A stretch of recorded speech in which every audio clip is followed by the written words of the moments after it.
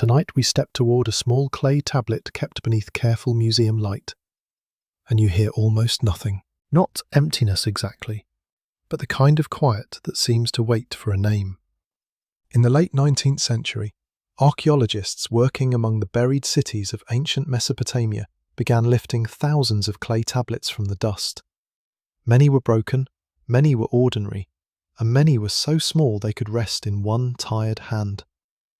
Scholars at the British Museum, the University of Pennsylvania, Yale, and Oxford would later spend generations reading their wedge-shaped marks, slowly turning hardened mud back into human memory.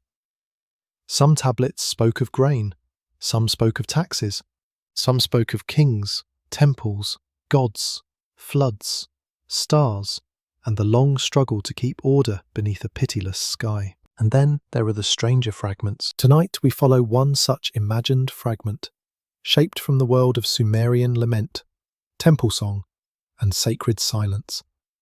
It is not treated as a simple answer. It is treated as a doorway. It draws you into the old question of what happens when a people believe the gods once spoke, and then, one morning, they no longer do. So, before you get comfortable, take a moment to like the video and subscribe, but only if you genuinely enjoy what I do here. And tell me where you are listening from, and what time it is there. Somewhere, another person may be drifting through the same darkness. You are standing now before glass. The room around you is dim, because museums understand drama almost too well. A label rests beside the tablet, neat and confident, as labels like to be. It gives a site, a period, a material, perhaps a catalogue number. It does not mention the feeling in your chest. That would be unprofessional. Very sensible, very dry, very museum. The tablet itself is not beautiful in the usual way. It is brown, uneven, and scarred by age. Its corners are worn. Its surface is crossed by tiny marks, pressed by a reed stylus into soft clay before it was baked hard, by accident, intention, or fire. You can almost feel the scribe's hand moving across it. The gesture is quick, practiced, human. Press, turn, lift. Press, turn, lift. A breath caught inside clay. The mainstream fact is simple and astonishing. Sumerian is among the earliest written languages known, and cuneiform tablets from southern Mesopotamia preserve some of humanity's oldest surviving literature. Researchers connected with major collections in London, Philadelphia, Chicago, and New Haven have shown that these tablets include myths, hymns, prayers, royal inscriptions, school exercises, and laments for ruined cities. So the old world is not silent because it left nothing. It is silent because what remains must be coaxed into speech. That is the first little irony. The silence begins with writing. Your mind drifts behind the glass, past the polished floor and climate control, back toward a hotter land. The air grows thick with river damp and brick dust. You smell reeds drying in the sun. You hear flies at the edge of an irrigation canal. Beyond the canal, a city rises in pale terraces of mud brick, with a temple platform lifting itself toward the sky, like a question that has learned architecture. In Sumer, the city is never merely a place to live. It is a listening device. Its walls hold people, animals, storage rooms, kitchens, workshops, and shrines. But above all, it holds expectation. At dawn, priests wash, singers prepare hymns, servants carry bread, beer, dates, oil, and roasted meat into sacred rooms. The gods are not ideas in this world. They are owners, patrons, powers, presences. Their houses must be cleaned, their tables must be set, their moods must be watched with care. You stand at the threshold of such a temple and feel the packed earth cool beneath your bare feet. Somewhere inside, incense curls upward. Somewhere outside, a donkey complains, because no civilization is too sacred for a stubborn donkey. The sound should be funny, and it almost is. Yet the temple door keeps its own stillness. The tablet waits inside that stillness. Its broken lines do not give you a complete story. No ancient document ever arrives like a perfectly edited documentary. That would be far too kind. Instead, the tablet gives pieces, a phrase about gods who withdraw, a phrase about offerings unreceived, a phrase that may mean the city heard no command. Another line, damaged at the edge, seems to place silence where speech should be. Perhaps the scribe meant a ritual failure. Perhaps the text described a time of war, famine, plague, or royal crisis. Perhaps it belonged to a lament tradition, in which poets imagined gods abandoning cities before disaster fell. The scholarly debate remains open, and careful historians would warn you not to turn one broken passage into a grand cosmic announcement. Still, even the warning has a kind of music. It tells you the clay is dangerous, not because it proves too much, but because it invites too much, and invitations are how myths survive. You lean closer in the museum light. The tablet's surface is dry, but it seems almost damp with distance. It has crossed deserts of time. It has survived fallen walls, burned roofs, forgotten languages, and the long sleep of buried rooms. Human hands pressed words into it when the world was still young in its own memory. Other human hands lifted it out again when empires had risen and vanished like dust in a window beam. The fringe tidbit, whispered softly, is that some modern mystics have imagined certain Sumerian tablets as records of beings who governed humanity before known history. They read the gods as visitors, engineers, watchers, or ancient powers hidden behind later myths. Serious scholars do not accept these claims as evidence, of course. They ask for grammar, context, parallels, and provenance, which is very rude of them, and also very necessary. Yet the fringe idea lingers because it touches a deeper nerve. What if the oldest stories are not merely stories about beginnings, but about absence? The room around you seems to narrow. You can hear the faint hum of modern ventilation, soft and steady, like an artificial wind.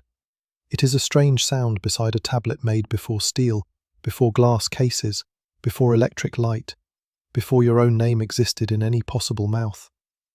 You begin to sense why this object matters. It is not only old, it carries the pressure of people who needed the universe to answer. They needed rain to come when the fields cracked. They needed canals not to fail. They needed childbirth to end in breathing, not mourning.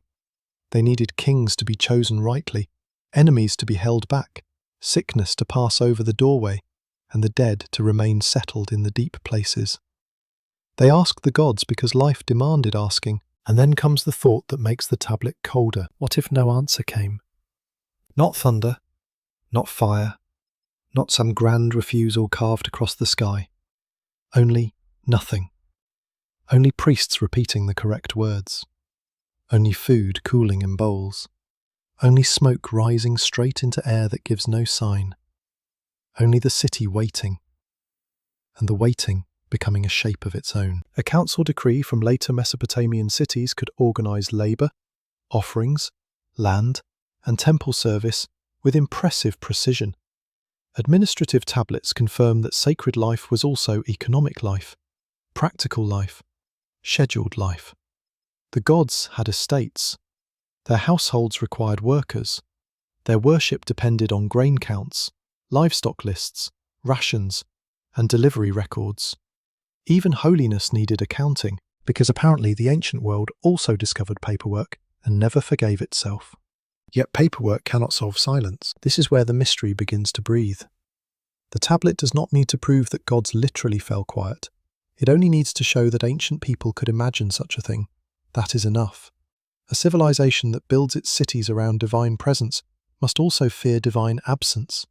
A culture that listens for the gods must ask what listening means when the air gives back only the sound of reeds. You remain before the glass, but the museum has become less solid. The tablet appears larger now, not in size, but in gravity. Its cracks become canals, its missing lines become alleys, its wedge marks become small doors pressed into clay. Through one door, you glimpse a priest at dawn. Through another, a woman grinding grain near a courtyard wall. Through another, a child watching smoke twist above an offering table. Each waits without saying so. Each lives inside a world where silence is never neutral. It may be anger, it may be distance, it may be mercy misunderstood. Perhaps the first silence after the gods went quiet was not noticed at once. Perhaps it arrived like dusk, gradually and without ceremony. The hymn was sung, the bread was placed, the water was poured. The diviner looked for signs. The king listened to advisers. The people kept working, because fields do not pause for theology. And still, somewhere beneath daily movement, a small terror opened. A God who speaks gives order. A God who is silent gives space.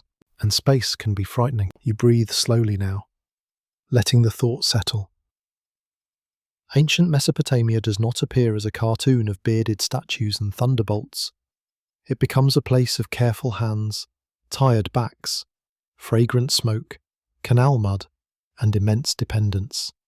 It becomes human, and in that humanity, the tablet becomes intimate. It does not merely describe gods withdrawing into some distant heaven. It describes people discovering the weight of their own unanswered questions. The open scholarly debate continues quietly among translators and historians. Was such language political, used to explain the fall of cities? Was it ritual, meant to restore divine favour through lament? Was it poetic, a way to give grief a sacred vocabulary? Or did it preserve a memory of crisis so deep that people felt heaven itself had stepped away? None of these answers closes the matter. Each leaves a lamp burning in a different room. You look once more at the tablet. Its silence is not blank. It is crowded. It holds scribes, priests, kings, farmers, singers, widows, and children. It holds gods named and unnamed.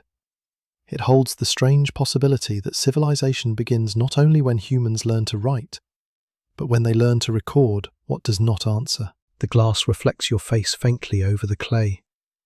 For a moment, your own eyes hover above the ancient marks, as if you are part of the exhibit. Perhaps you are. You also have waited for signs. You also have asked the dark for meaning.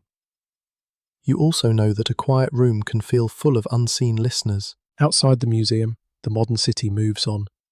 Cars pass, phones glow, doors close. Someone laughs too loudly in a hallway, and then the sound fades.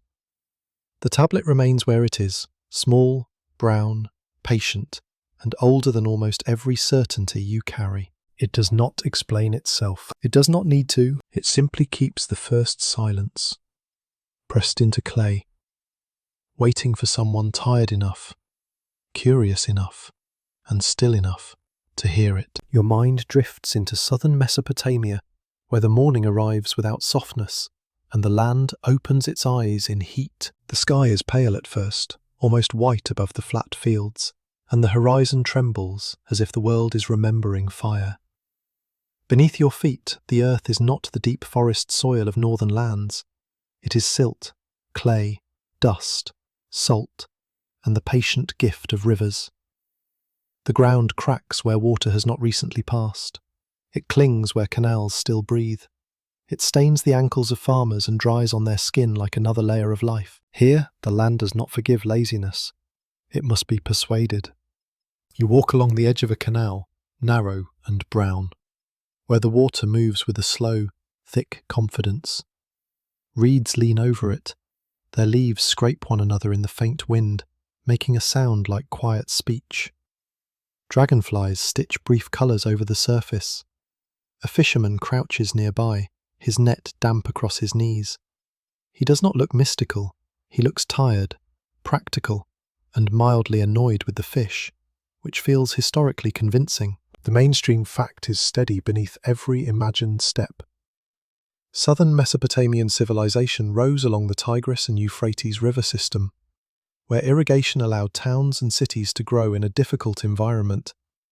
Archaeologists from major universities, including Chicago, Pennsylvania, and Oxford, have shown how canals, levees, fields, and storage systems supported dense urban life.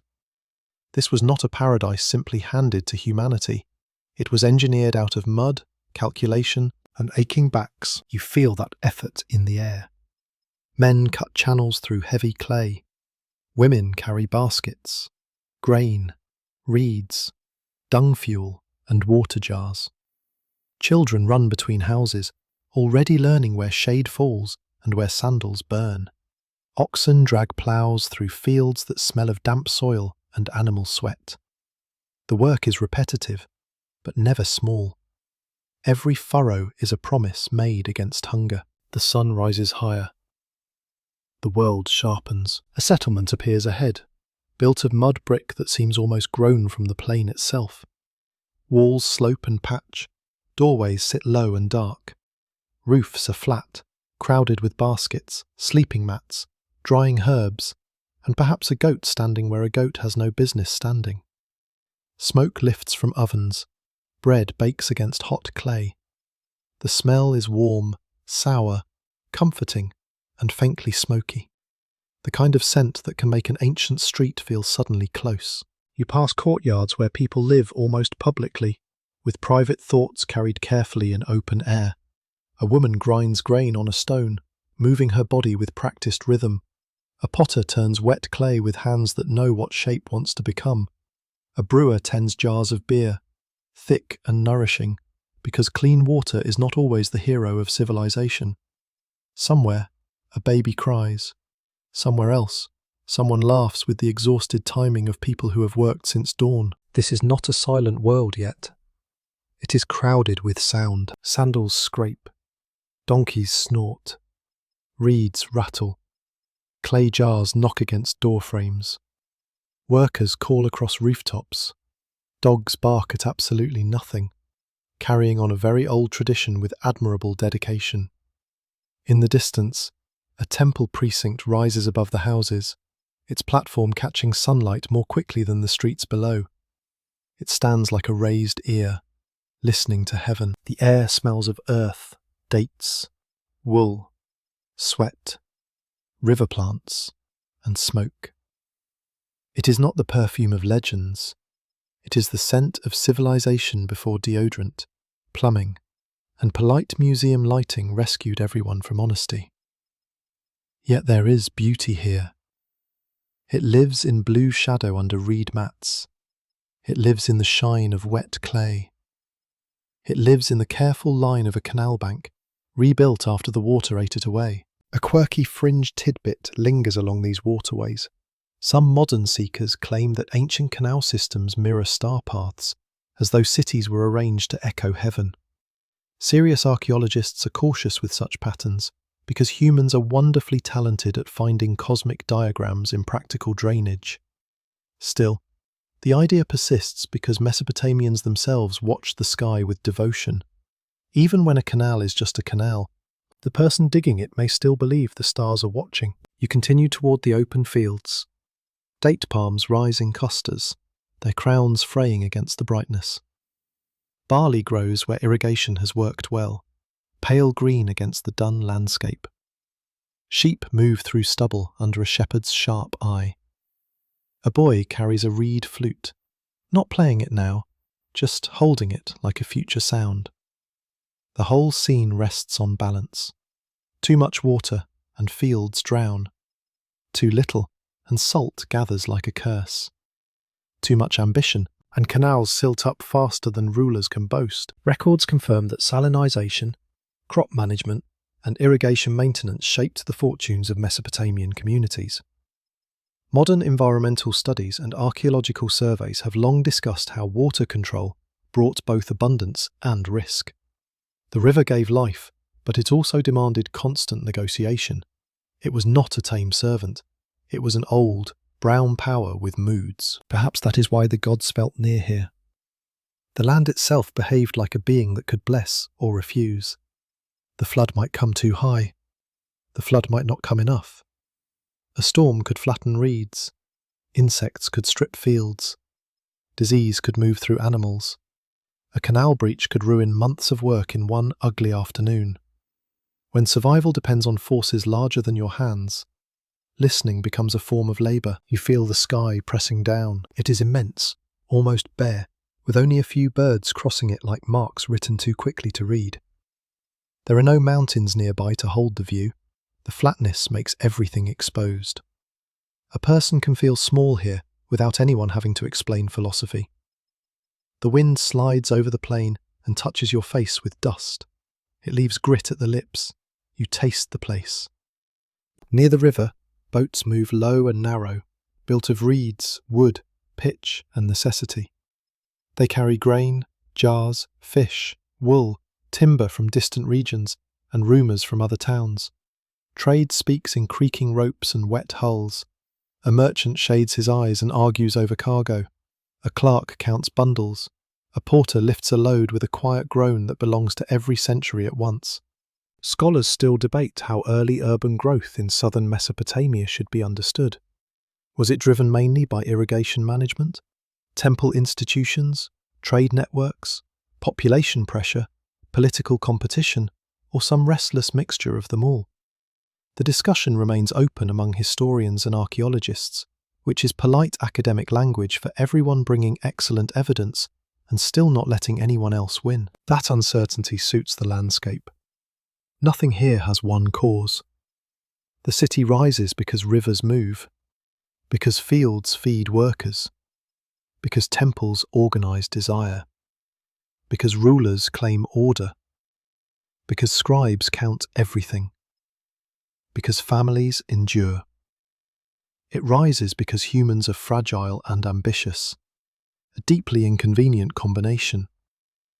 It rises because mud can become brick, and brick can become walls, and walls can become memory. By midday, the settlement shimmers. Heat gathers against plastered surfaces. The streets narrow into shade. People retreat where they can, under awnings of reed matting or inside rooms cooled by thick walls. The silence of noon is not spiritual at first. It is practical. Even speech becomes expensive in the heat. You enter a house through a low doorway and feel the temperature soften. The room smells of stored grain, woven baskets, oil, and old smoke.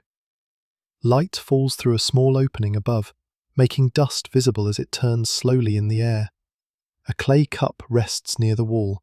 A grinding stone waits for the next hand. Ordinary objects hold a dignity that gold rarely manages. They have served without applause. Outside again. Temple bells or ritual sounds may rise at certain times, though exact reconstructions are cautious and debated. The sacred world does not float apart from daily life. It sits beside the oven, the storeroom, the sheep pen, and the counting tablet. A god may be honoured with song, but also with barley.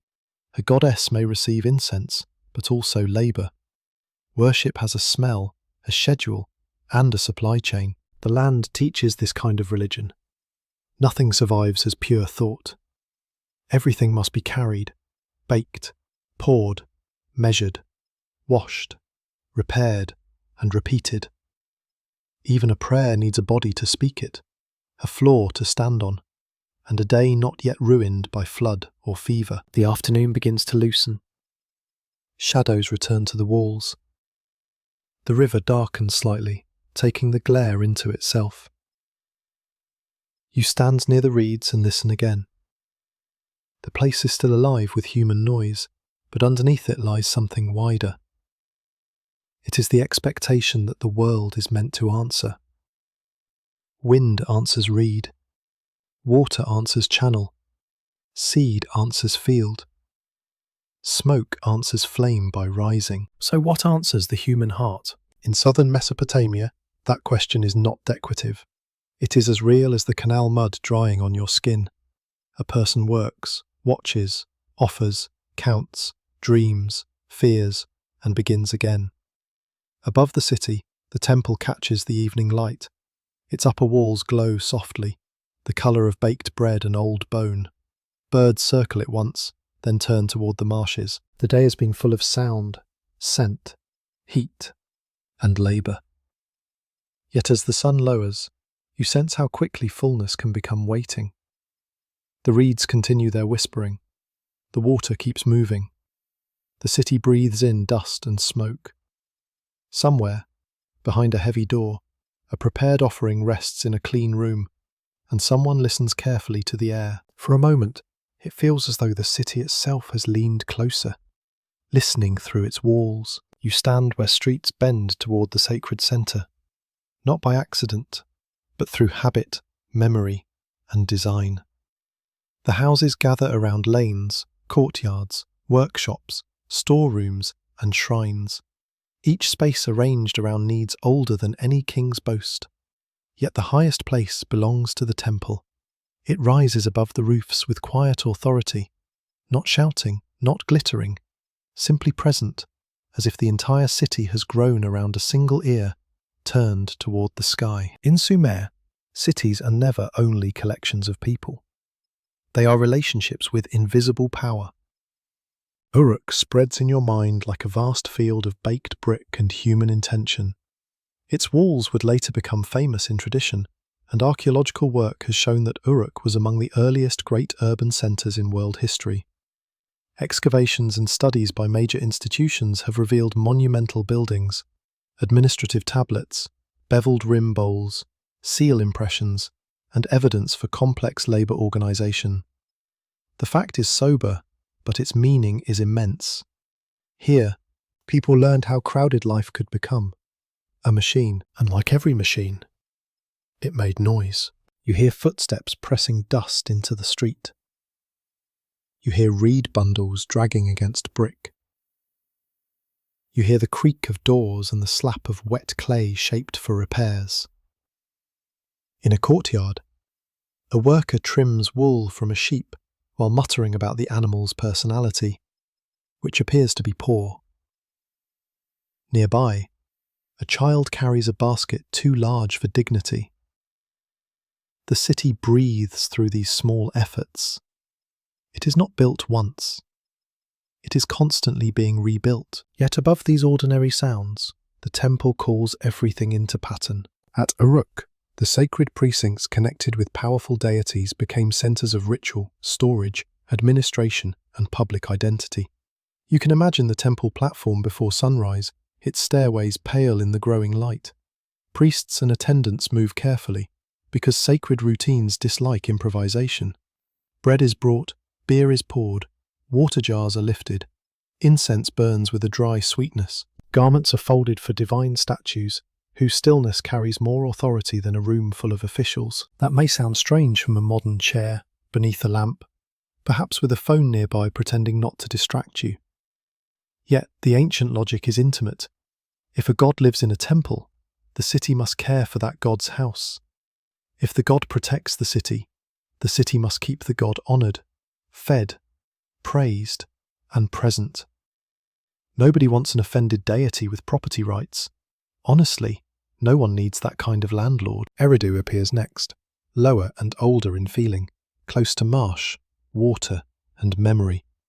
Ancient tradition treated it as one of the first cities, and archaeologists have found a long sequence of temple building there, with sacred structures rebuilt across many centuries. Each rebuilding suggests continuity. A platform rises where an earlier platform stood. A shrine returns to a place already heavy with devotion. Humans come and go, but the sacred address remains. You step into Eridu's atmosphere, and the air changes. It smells of marsh plants, wet clay, fish, smoke, and bitumen. The ground feels softer near the water. Reeds sway like dark green fingers. Birds call from the marshes, sudden and sharp, then vanish into distance.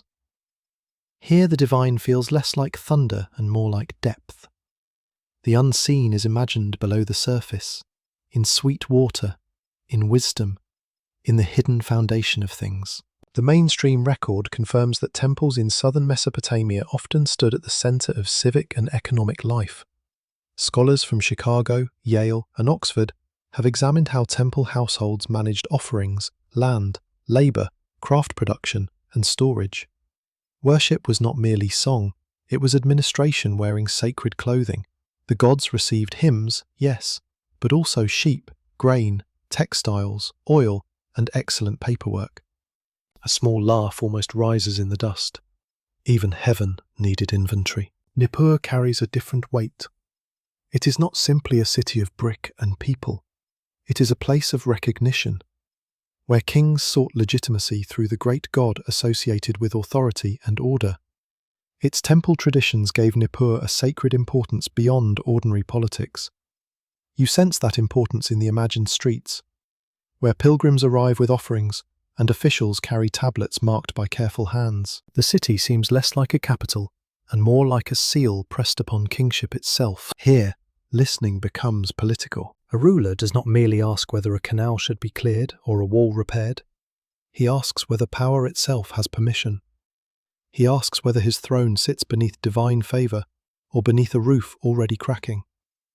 In such a world, omens matter because they translate uncertainty into decision. A strange birth, an eclipse, a dream, a liver marking, a sudden storm, all may become language. The city listens because rule depends on hearing correctly. You walk past a schoolroom where young scribes practice signs in clay. Their teacher watches with the ancient expression of someone who has seen terrible handwriting and expects to see more. The students press wedges into tablets, learning lists of words, professions, gods, cities, animals, and measures. This training is not glamorous, but it is powerful. Writing allows the city to remember more than any one person can carry. Clay becomes the city's second memory. A quirky fringed titbit drifts through the doorway. Some enthusiasts have wondered whether the temple towers functioned as ancient transmitters, designed to contact beings in the heavens. Archaeologists, with their usual talent for ruining parties responsibly, point instead to ritual, architecture, visibility, social power, and sacred symbolism. Still, the fantasy clings to something real. These buildings were made to connect levels of existence: earth below, divine realm above, human city between. The scholars' debate remains alive around how centralized these early cities truly were. Some researchers emphasize temples as commanding institutions that organized labor and surplus. Others stress households, neighborhoods, merchants, and shifting political power. The argument matters because it changes the emotional shape of the city.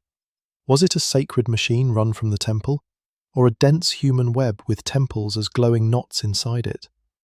The answer may not be tidy.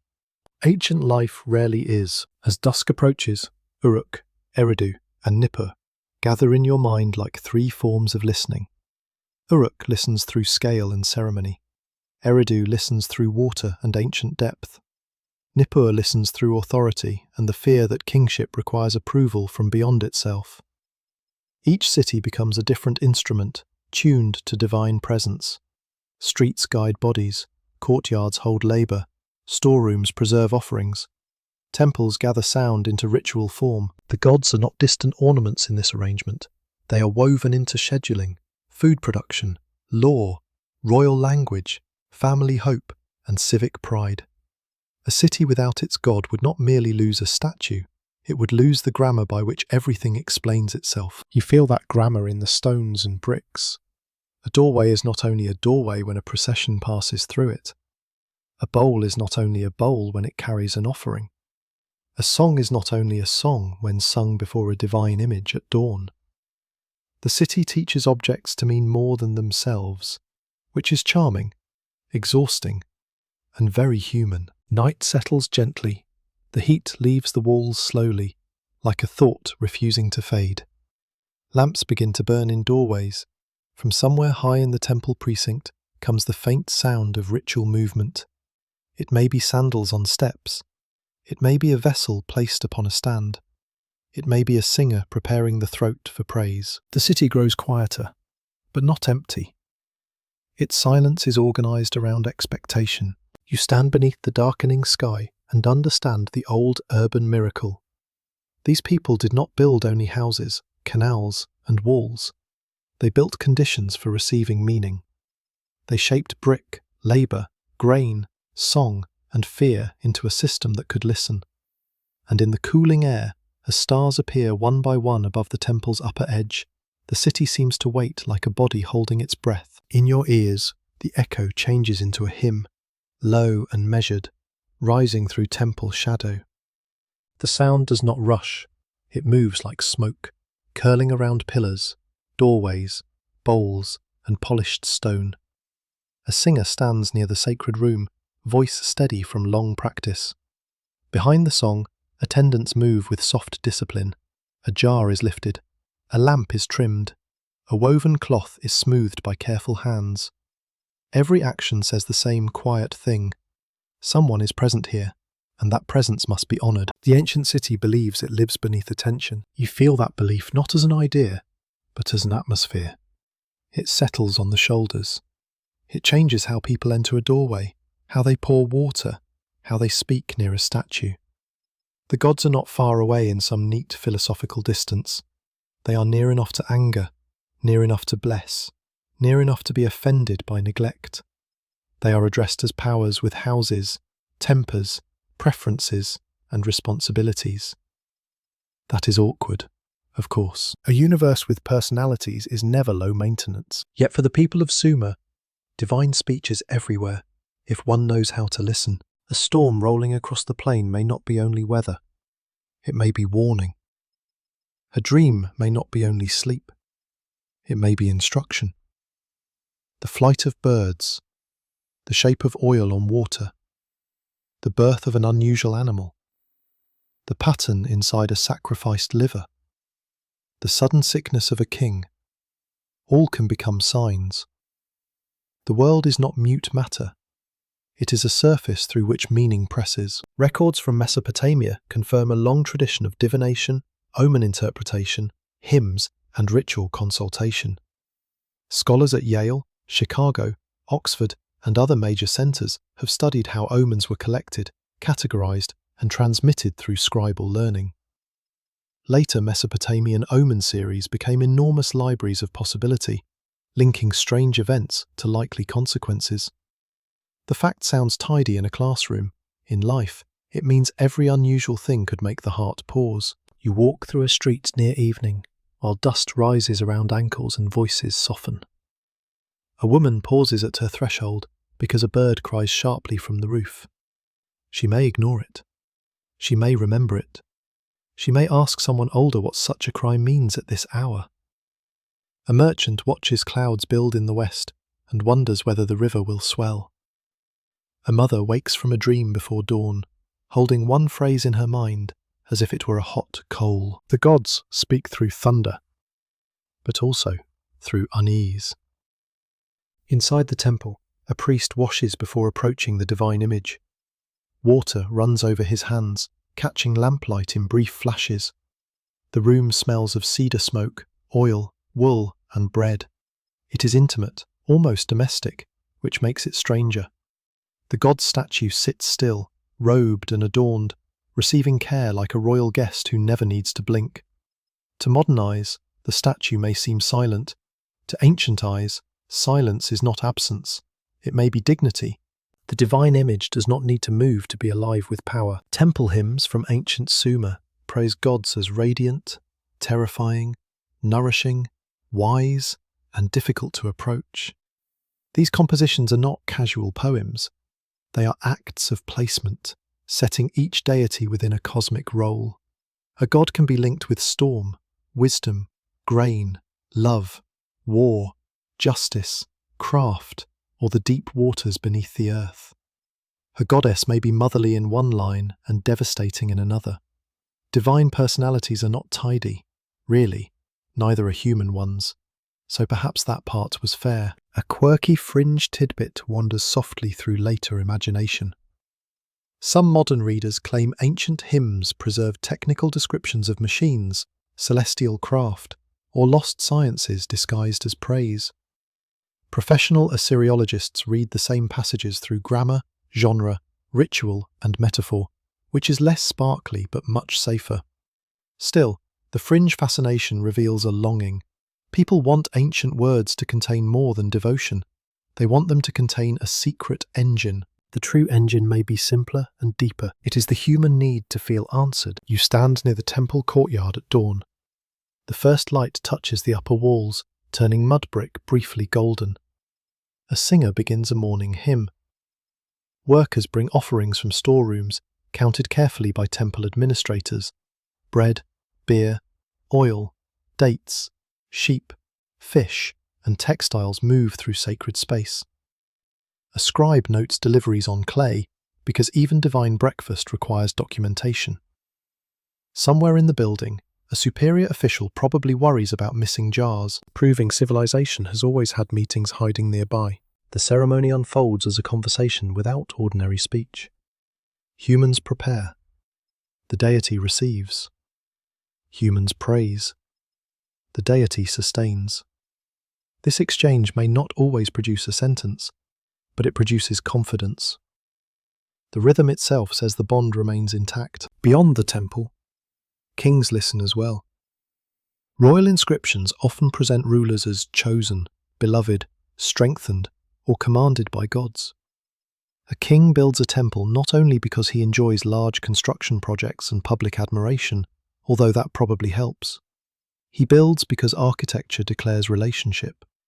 A restored shrine says the ruler understands divine order. A neglected shrine says danger is loose in the foundations. Some historians debate how literally common people experienced divine communication compared with priests and kings. Did ordinary households feel the gods speaking through daily signs?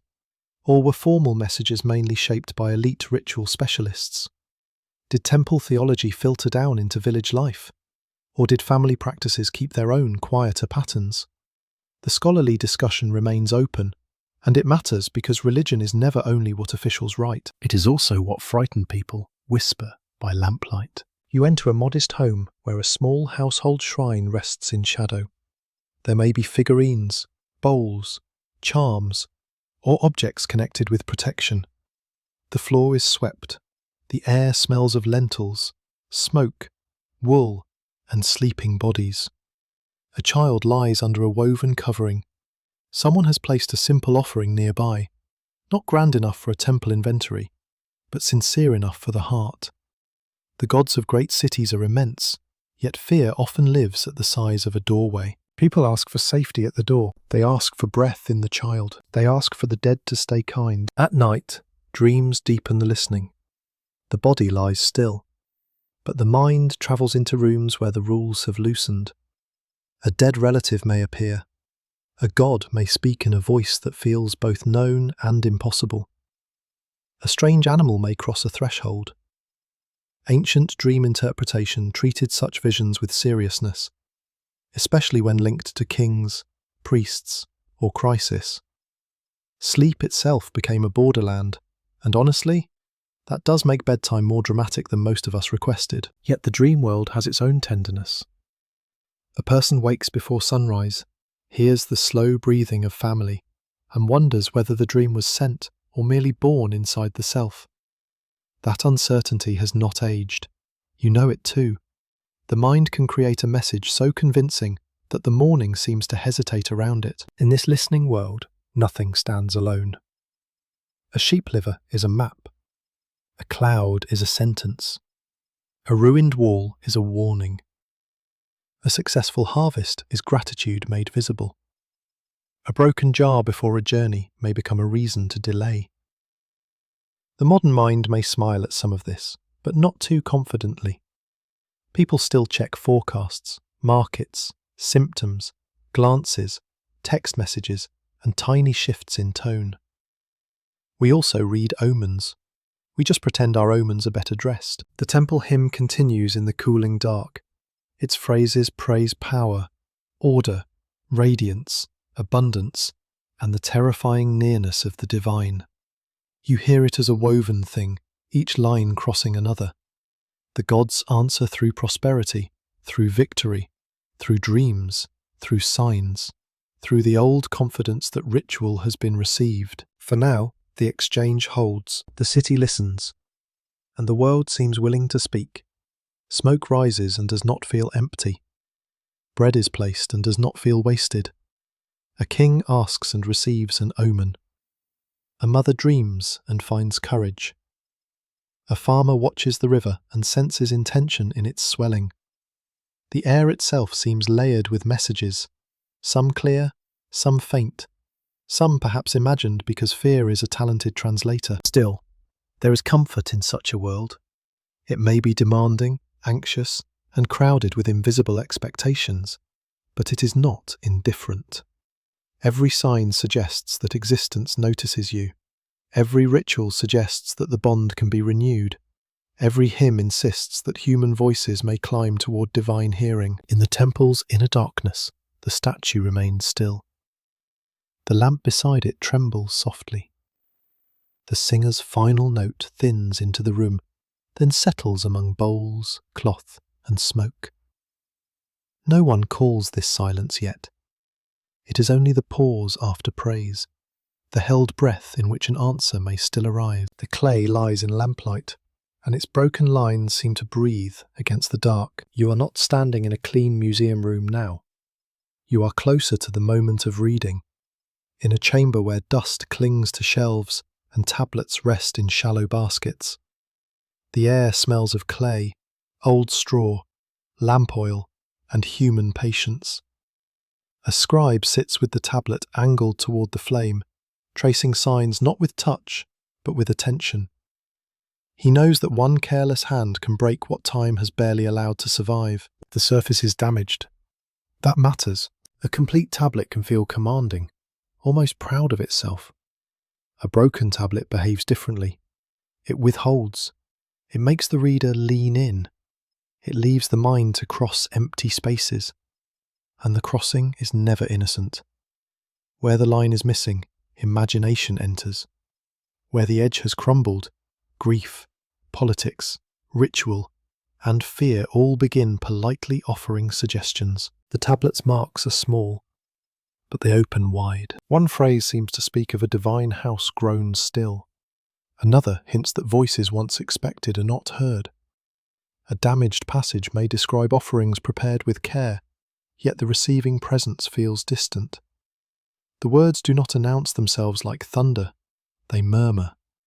They seem to belong to the family of ancient laments, those solemn compositions where cities mourn abandonment, temples darken, and the gods withdraw behind disaster.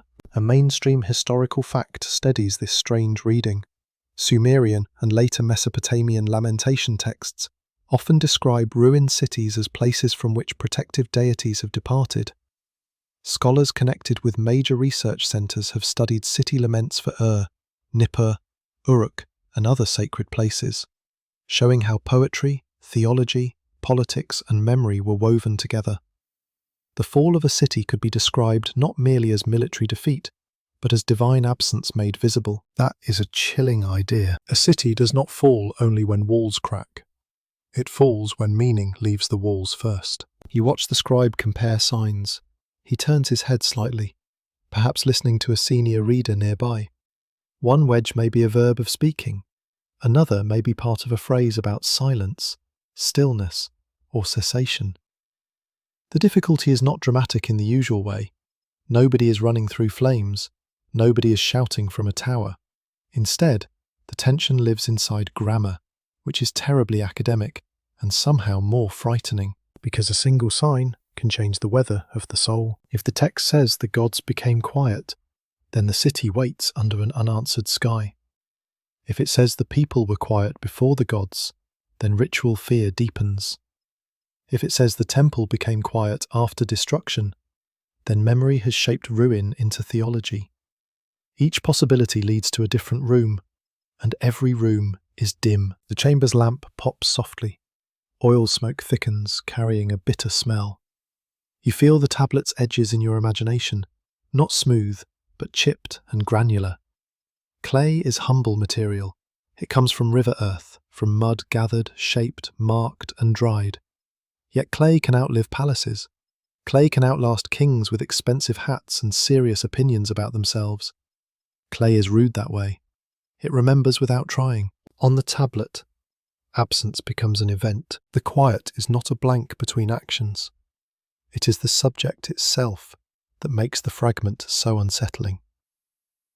Ancient writing usually records what is counted, commanded, praised, delivered, conquered, or prayed. Here, the important thing may be what fails to happen. A divine reply does not descend. A sign does not clarify. A sacred chamber does not pulse with reassurance. The missing answer becomes the message. Your eyes move from line to line. Some signs are sharp.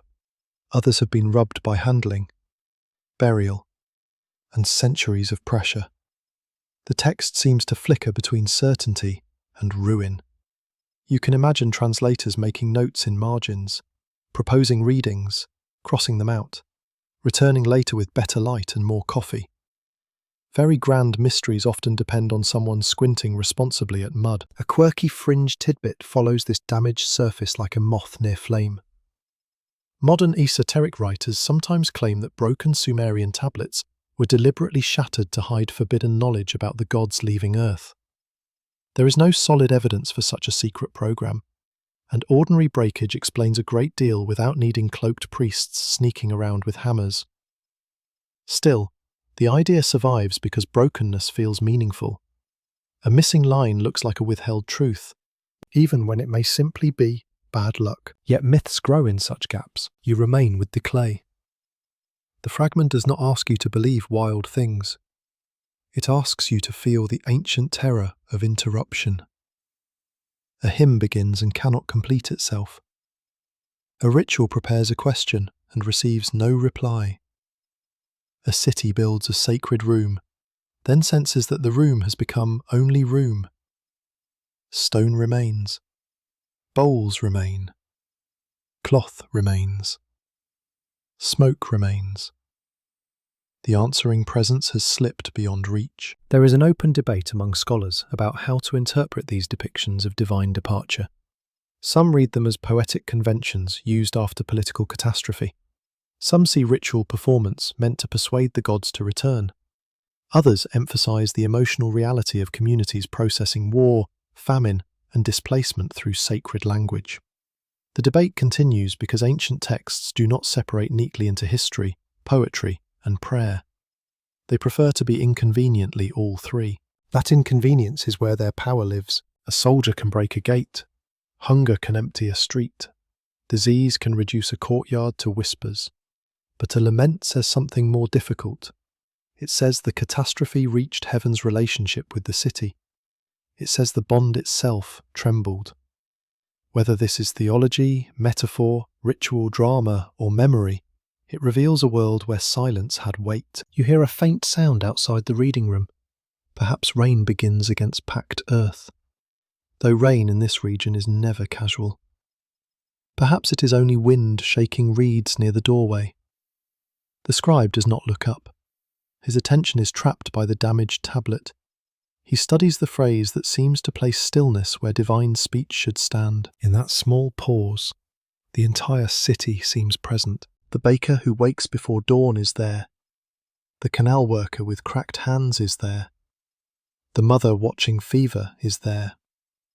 The king waiting for an omen is there. The singer whose voice fills the temple is there. Each person depends, in different measure, on a world that can be addressed. If the gods are quiet, then everyone must decide what to do with the words still in their mouths. The tablet's broken lines do not tell you that decision. Not fully. They offer a threshold. On one side stands the old pattern of call and response, offer and blessing, hymn and favour, omen and action.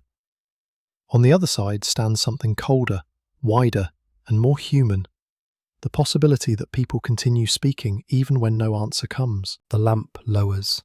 Shadows gather inside the wedge marks, making them look deeper than they are. You imagine the scribe setting the tablet down with care. He may not think he has touched a cosmic mystery. He may think he has copied a lament, studied an old composition, preserved a difficult passage, or completed another duty in a long day of duties. Ancient people did not always know when they were becoming symbols for us. Very inconsiderate of them, really. Still, the clay keeps working. It waits through darkness. It waits through collapse. It waits through languages lost and found again. It waits until distant readers begin asking why silence appears in a literature so full of gods. The answer does not arrive cleanly. It seeps slowly, like water through reed matting. The first quiet after divine withdrawal may not be a single moment. It may be a way of describing catastrophe from inside the soul. You look once more at the damaged text. Its missing parts no longer feel empty. They feel crowded with possibilities, each one breathing softly behind the clay. Perhaps the gods have gone quiet. Perhaps humans have forgotten how to hear them. Perhaps disaster has made the old language tremble. Perhaps the scribe has preserved not the end of belief, but its most fragile hour. The tablet gives no final comfort. It gives a room, a flame, a broken line, and the hush that follows when a sacred sentence cannot finish itself. A cool breath enters the temple court, and dawn gathers slowly along the eastern wall. You stand among those who rise before the city fully wakes. Their bodies move through blue darkness with the quiet discipline of people whose work belongs to sacred time. The street outside still holds the night's chill, but inside the temple precinct, preparations have already begun. Water jars are filled, lamps are checked, baskets are opened, cloths are shaken out and folded again. Nothing is hurried, because haste near the divine feels like bad manners, and perhaps also bad career planning. The priests do not look like figures carved from certainty. They look human in the half-light. One rubs sleep from his eyes. Another tightens a belt around his robe. A younger attendant carries a bowl with both hands, trying very hard not to stumble. Somewhere, someone whispers a correction. Somewhere else, a door hinge complains softly, making the old building sound as if it too has awakened with stiff joints. The air smells of cold ash, stored barley, damp clay, and oil. This is the hour when sound is thin. Every footstep becomes noticeable. Every small movement seems larger than it should be. Outside, the first birds begin in the reeds, but they have not yet committed themselves to the day. A donkey brays in the distance with impressive disrespect for sacred atmosphere. It fades quickly, leaving the courtyard deeper than it was. A mainstream historical fact settles beneath the scene. Mesopotamian temples relied on organized personnel who performed daily offerings, purification rites, singing, food preparation, storage management, and care of divine statues. Research from major universities and museum collections has shown that temple households involved priests, singers, lamentation specialists, brewers, bakers, herders, scribes, and many other workers. Sacred service was not one job. It was a whole world of duties, timed by ritual expectation. You watch that world arrange itself at sunrise. A priest pours water over his hands, then over them again, because purity is not a mood. It is an action repeated until the body can approach what the mind fears. Another attendant prepares incense, pinching fragrant material between fingers darkened by use. The smoke rises in a narrow line, then widens under the ceiling. It smells resinous, dry, and slightly bitter, like trees remembering heat. The singers stand apart, breathing slowly before their voices begin. Their task is delicate. A hymn is not simply performed, it is offered. The tone must be controlled, the words remembered, the pace measured. A cracked note will not collapse the universe, probably, but everyone behaves as though it might create paperwork in heaven. There is comfort in such seriousness. It gives fear a schedule. A scribe sits with a small tablet on his lap, ready to record deliveries or note instructions. The stylus rests between his fingers. His eyes move across baskets and jars with professional suspicion. He has the look of someone who knows that missing dates, missing sheep, and missing measures of beer all become his problem eventually. Even in sacred dawn, administration waits nearby like a patient mosquito. Inside the holy chamber, the divine image is prepared to receive attention. The statue is still hidden from most eyes. Only those permitted may enter fully. Garments may be arranged, food may be placed, water may be poured, oil may be offered. The god's presence is treated through the image, not as a symbol in the weak sense, but as a focus of real relationship. The ancient mind does not ask whether wood, stone, or metal can contain divinity in a modern skeptical voice. It asks whether care has been given properly. The ritual begins. Bread is carried in. Beer follows. Dates glisten in a bowl. A roasted portion rests beneath cloth. The offering smells rich compared with the sparse breakfast of many workers outside. This is not hypocrisy in the ancient order. It is hierarchy. The god receives first because the god sustains all, at least in the world as these people understand it. Modern viewers may raise an eyebrow, and the eyebrow would not be entirely wrong. Still, the logic is consistent. Feed the power that feeds the city. The first hymn rises softly. The voices do not fill the space at once. They test it. They move along walls blackened by lamp smoke. The words praise greatness, protection, brightness, abundance, and authority. They name the deity's power over the city's fate. They remind the god of old bonds, old honours, old gifts. Praise is also memory. It tells the divine who it has been, and gently suggests who it should continue to be. Then comes the waiting. This waiting has structure. It does not look like panic. The priests know how to stand, when to bow, when to lift the hands, when to lower the gaze. Yet underneath the form, something unsettled moves. A ritual expects response, even when that response is subtle. A favourable omen, a quiet easing of fear. A dream later that night, a sign in flame, smoke, water, weather, or animal movement. The world should answer somewhere. For a time, it does not. The lamp burns, the smoke rises, the food cools. You feel the stillness spread. Not suddenly, but through tiny failures of reassurance. The flame does not bend in a meaningful way. The smoke does not curl into a sign anyone dares interpret. No sound comes from the inner room except the ordinary settling of objects. Outside, dawn brightens the courtyard stones. The sky turns from grey to pale gold. The temple has performed its part. The air has not. A quirky fringe tidbit clings to moments like this. Some modern occult writers imagine that ancient priests possessed lost techniques for summoning audible divine voices inside temples, perhaps through hidden chambers, acoustic tricks, or secret instruments.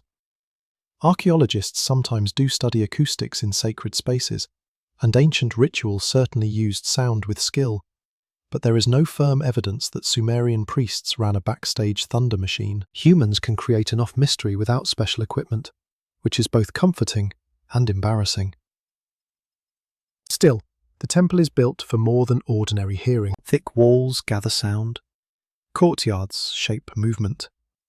Doorways frame entry and exclusion. The divine room is hidden, and hidden spaces become louder inside the imagination. You notice how the priests listen with their whole bodies. Their heads tilt slightly. Their hands pause above bowls. A singer keeps his breath controlled, but his eyes sharpen. Even the scribe, usually married to procedure, stops moving his stylus. This is not disbelief. It is strained belief. An open scholarly debate surrounds how ancient ritual specialists understood failed communication. Did they assume the ritual had been performed incorrectly? Did silence indicate divine anger, impurity, political crisis, or the need for additional offerings? Did ritual texts preserve official explanations while private fear moved in less tidy ways? Researchers continue to examine letters, prayers, laments, and administrative records, but human disappointment rarely leaves perfect documentation. It leaves traces, metaphors, and repeated ceremonies. The chief priest steps closer to the offering table. His face is calm, because the face is also part of the ritual. Inside, perhaps, calculations begin. Was the purification complete? Were the ingredients acceptable? Did someone speak a word incorrectly? Was the day unlucky? Had the city offended its patron through neglect, arrogance, violence, or some failure not yet confessed? Silence invites blame, and blame is always eager to arrive early. A younger attendant glances toward the doorway. He is not supposed to, but he does. Beyond it, the city is waking into ordinary need. Bakers want grain, farmers want labourers, mothers want water, merchants want profit. With a purity of devotion that temples might envy, everyone depends on this sacred centre without necessarily thinking about it. The gods may be honoured in the high chamber, but their favour is expected in the canal, the womb, the marketplace, and the storeroom. The priests wait for that favour to become readable. Nothing yet becomes readable. The hymn resumes, slightly lower. This time it sounds less like praise and more like persuasion. The words stretch gently around divine titles. They remind, flatter, plead, and adore. Ancient worship understands something that modern pride sometimes forgets. To praise is often to ask. To bow is often to negotiate. To bring bread is to say, please remain near us. Please keep the dangerous world in order. The smoke thickens under the roof. A fly circles the offering bowl and is waved away with sharp irritation. Even cosmic uncertainty must deal with flies. The detail feels almost rude, but it steadies the scene. Sacred terror does not remove daily nuisance. It sits beside it, sharing the same air. At last, the formal portion closes without certainty. No priest announces disaster. No one tears garments. No one runs through the streets crying that heaven has sealed its mouth. The routine ends in controlled quiet. Bowls are moved. Cloths are folded. The scribe marks what must be marked. The singers let their throats rest. The sun climbs. Yet something remains unfinished. You feel it in the way one priest looks back before leaving the chamber. You feel it in the slight hesitation before the door is drawn partly closed. You feel it in the cooled offering, the untroubled smoke, the ordinary morning pretending to be enough. The gods may still speak later. A dream may come. A bird may turn. A storm may gather. Hope is resourceful, especially when it has no alternative. But for now, the temple has listened into dawn and heard only dawn. The courtyard brightens. The chill is gone from the stones. Workers enter with brooms and baskets, moving carefully around what cannot be named. Beyond the walls, the city grows louder, unaware or unwilling to know that a small uncertainty has opened near its sacred heart. You remain there a moment longer. In the place built for divine nearness, silence has not destroyed anything. It has done something subtler. It has taken its seat among the priests. The offering waits on a low table, arranged with such care that even the shadows seem respectful. You can see each item in the dim amber light. Flat bread rests in a neat stack, its surface cracked by heat. A bowl of dates shines with dark sweetness. Beer sits in a jar sealed with fibre and clay. Oil glimmers in a small vessel, thick and golden, catching the lamp's glow as if it holds a private sun. A portion of roasted meat cools beneath clean cloth, releasing a faint smell of fat, smoke, and salt. Nothing has been neglected. That is what makes the quiet more difficult. A careless offering would explain itself. A spoiled loaf, an impure vessel, a missed hymn, a badly timed gesture. Any of these could give the mind something to grip. But this has been prepared properly. The workers have risen in darkness. The bakers have measured grain. The brewer has tended fermentation. The herders have counted animals. The attendants have washed, carried, placed, and bowed with practiced precision. The city has done what it knows how to do. You stand near the chamber wall, where the brick is cool beneath your fingertips. The air carries the layered scent of food, lamp smoke, linen, and old clay. Somewhere outside, the morning has widened into work, but this room remains held apart. The offering table is the centre of the small universe. Around it, human hope has become edible, measurable, and fragile. A mainstream historical fact sits quietly inside this scene. Mesopotamian temples received regular offerings of bread, beer, animals, oil, dates, and other goods, and administrative tablets record these deliveries with remarkable detail. Scholars from the University of Pennsylvania, Yale, Oxford, and the Oriental Institute in Chicago have studied such records to reconstruct temple economies. These offerings were not random gifts. They formed part of a daily system that connected farms, workshops, storehouses, priests, and divine households. So the offering is never only food. It is labour in sacred form. A woman grinding barley has placed her strength into it. A brewer has placed time into it. A shepherd has placed vigilance into it. A scribe has placed numbers around it. A priest has placed words over it. The offering gathers the city's invisible web and sets it before the divine image. It says, "Here is our order. Here is our work. Here is our trust." Wrapped in smoke and bread, the god should receive it. The phrase is simple and dangerously full. You watch the priest wait. His posture remains formal, his shoulders straight, his hands controlled. He has learned how to stand near uncertainty without letting it show too quickly. Yet his face is not stone.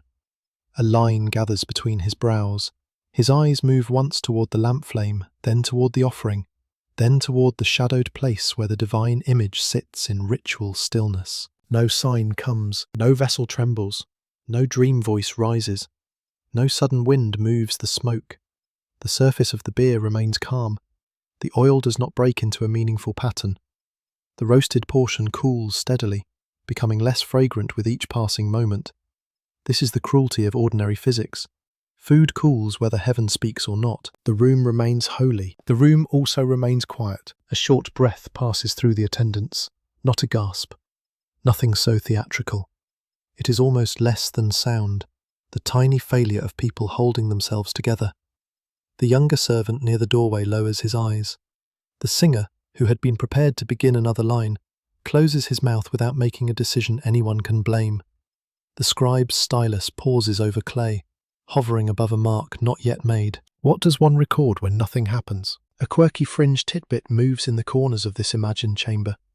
Some later storytellers and modern enthusiasts have pictured ancient offerings as nourishment for actual non-human visitors, as if the gods physically consumed the food through hidden means.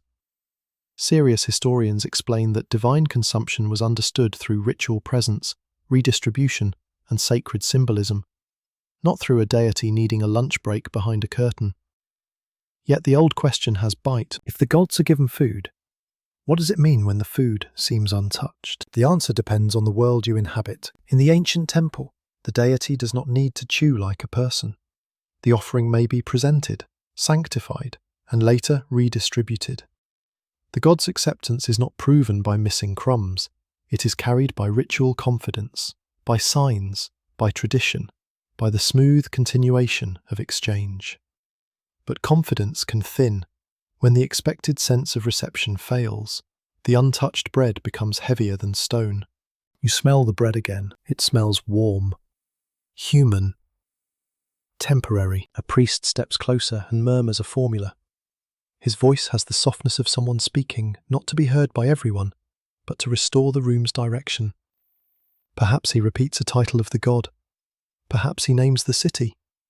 Perhaps he reminds the Divine One of a temple rebuilt, a vow kept, a festival completed. The words are respectful, but beneath respect lies strain. Praise becomes a hand reaching into fog. Still nothing answers. The open scholarly debate around offerings and divine acceptance is delicate.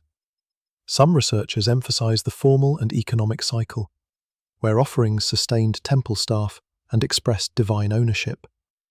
Others study prayers and laments that reveal anxiety, failure, and the fear of abandonment. Another line of interpretation asks how ordinary worshippers understood acceptance when no visible response occurred.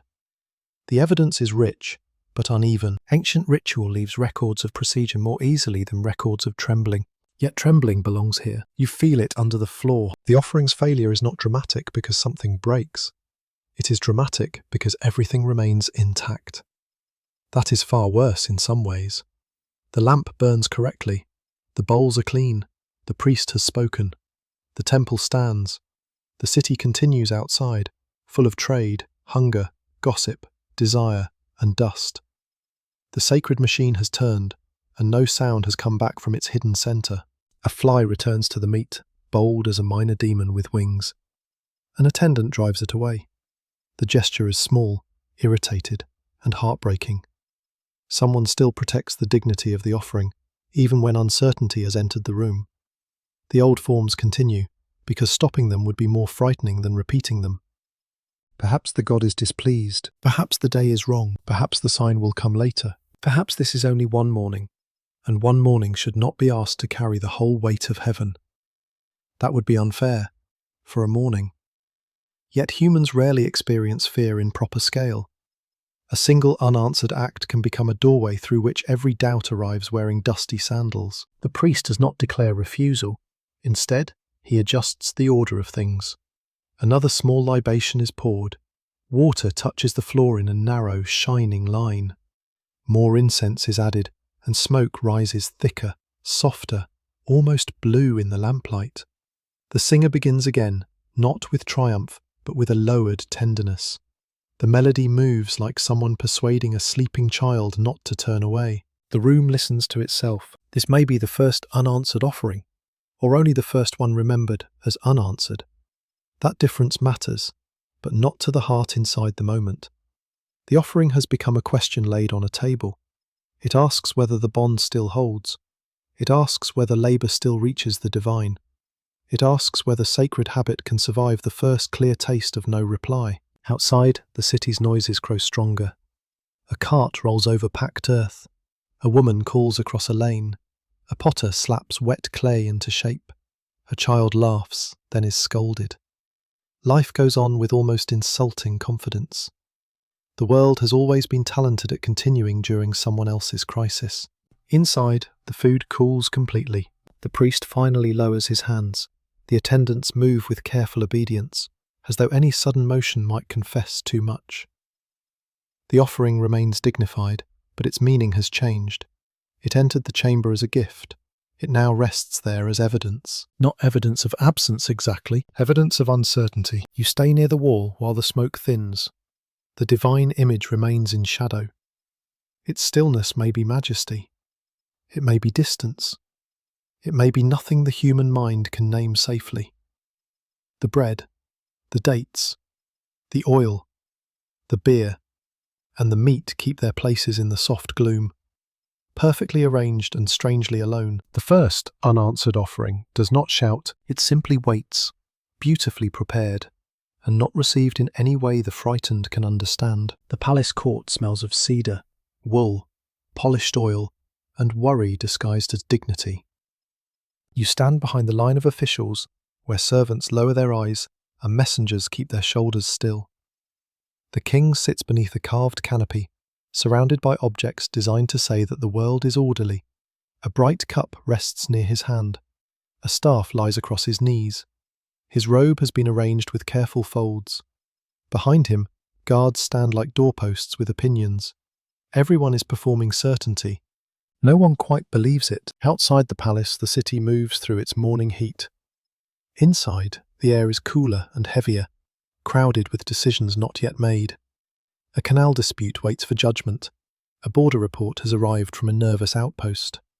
Grain stores must be counted again, because grain has a talent for vanishing whenever human beings are nearby. Envoys from another city wait with faces smooth as wet clay.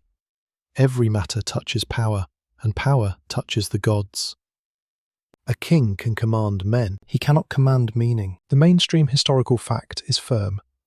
Mesopotamian kingship was deeply tied to divine approval, and rulers often presented themselves in inscriptions as chosen, loved, strengthened, or appointed by major gods.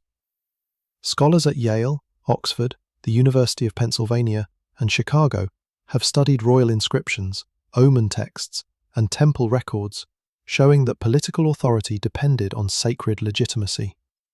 Rule was not only military success or administration, it was permission displayed in stone, clay, ritual, and title. That permission now feels uncertain. A diviner stands before the king, holding a liver model of clay, used for teaching or reference.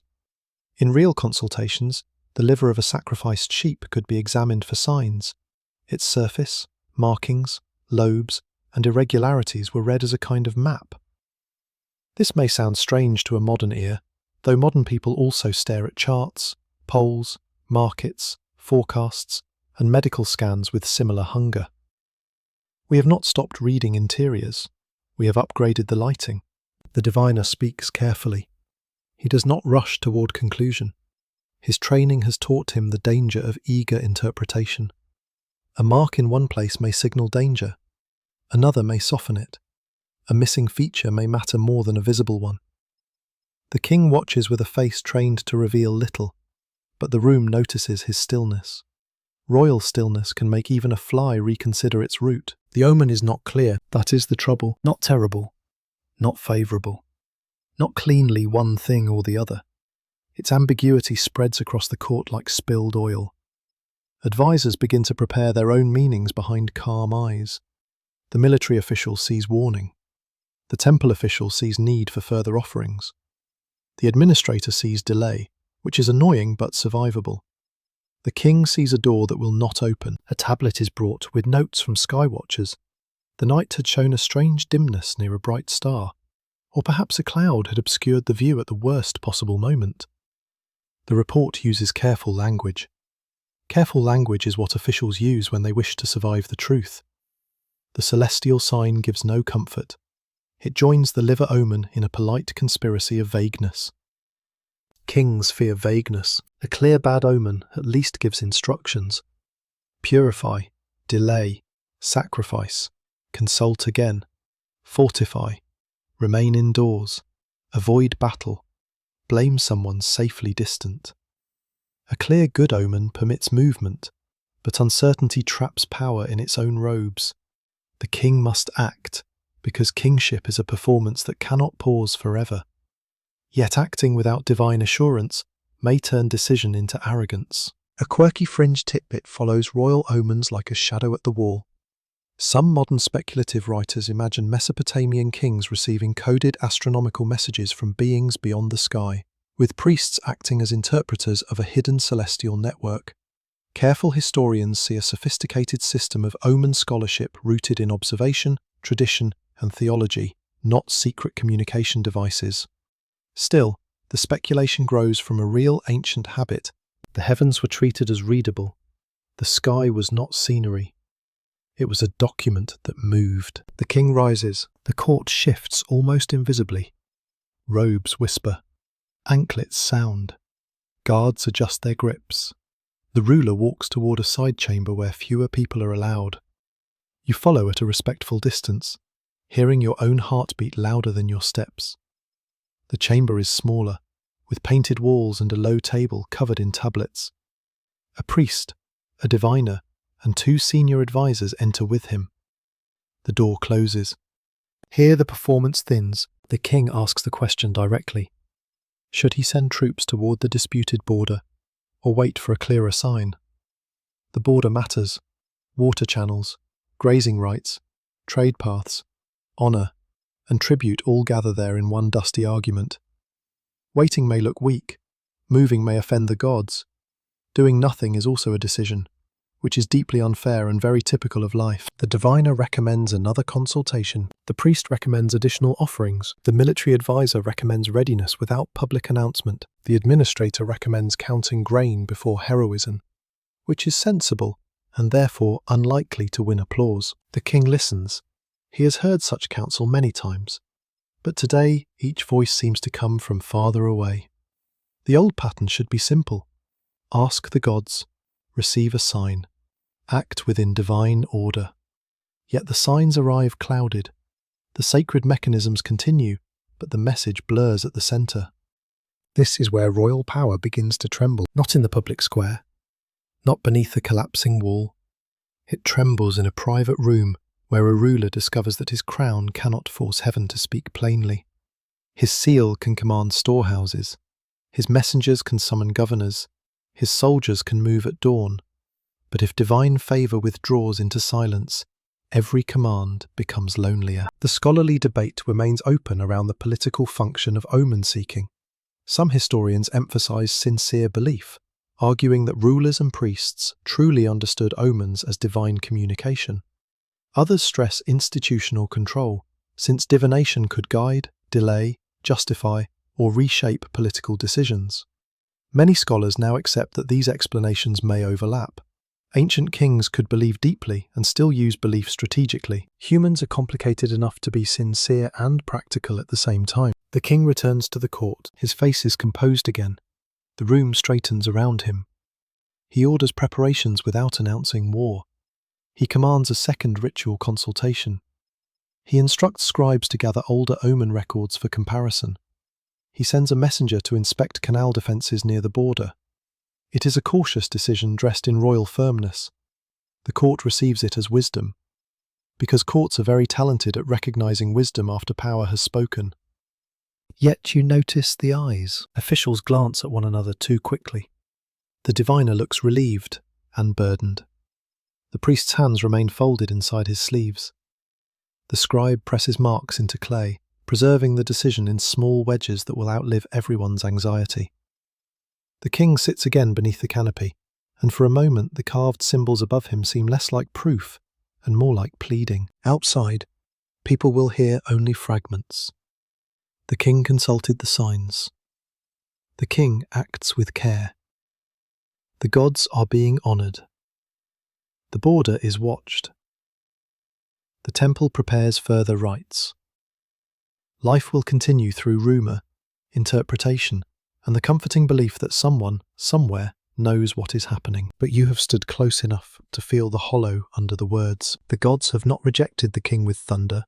They have done something harder to manage. They have allowed uncertainty to remain. No omen has stepped forward like a loyal servant. No dream has settled the matter. No bright sign has unfolded across the sky. The ruler must carry decision without full reassurance, and that burden makes him strangely human. The day deepens. Heat presses against the palace walls. A servant replaces a cup.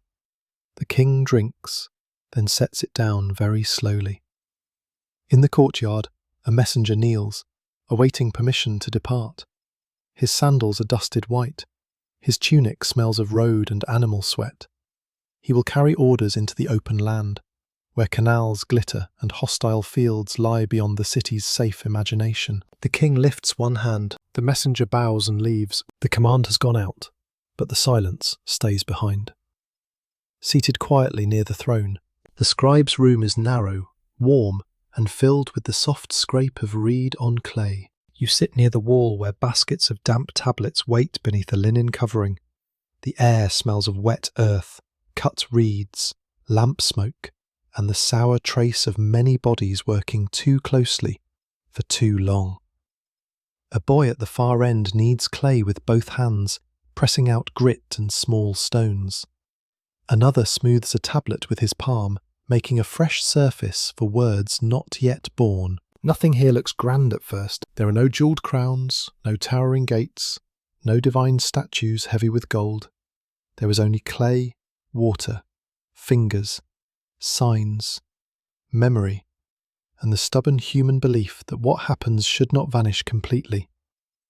The scribes sit in rows or loose clusters, depending on the room and the task. Their work may concern grain, livestock, labour, offerings, legal disputes, hymns, omens, lists of signs, royal commands, or old stories copied for training. Today, something more difficult waits to be recorded. Not a victory, not a shipment, not praise. A senior scribe holds a tablet that has already begun to stiffen. Its surface bears the first lines of a lament, or perhaps a report shaped in sacred language.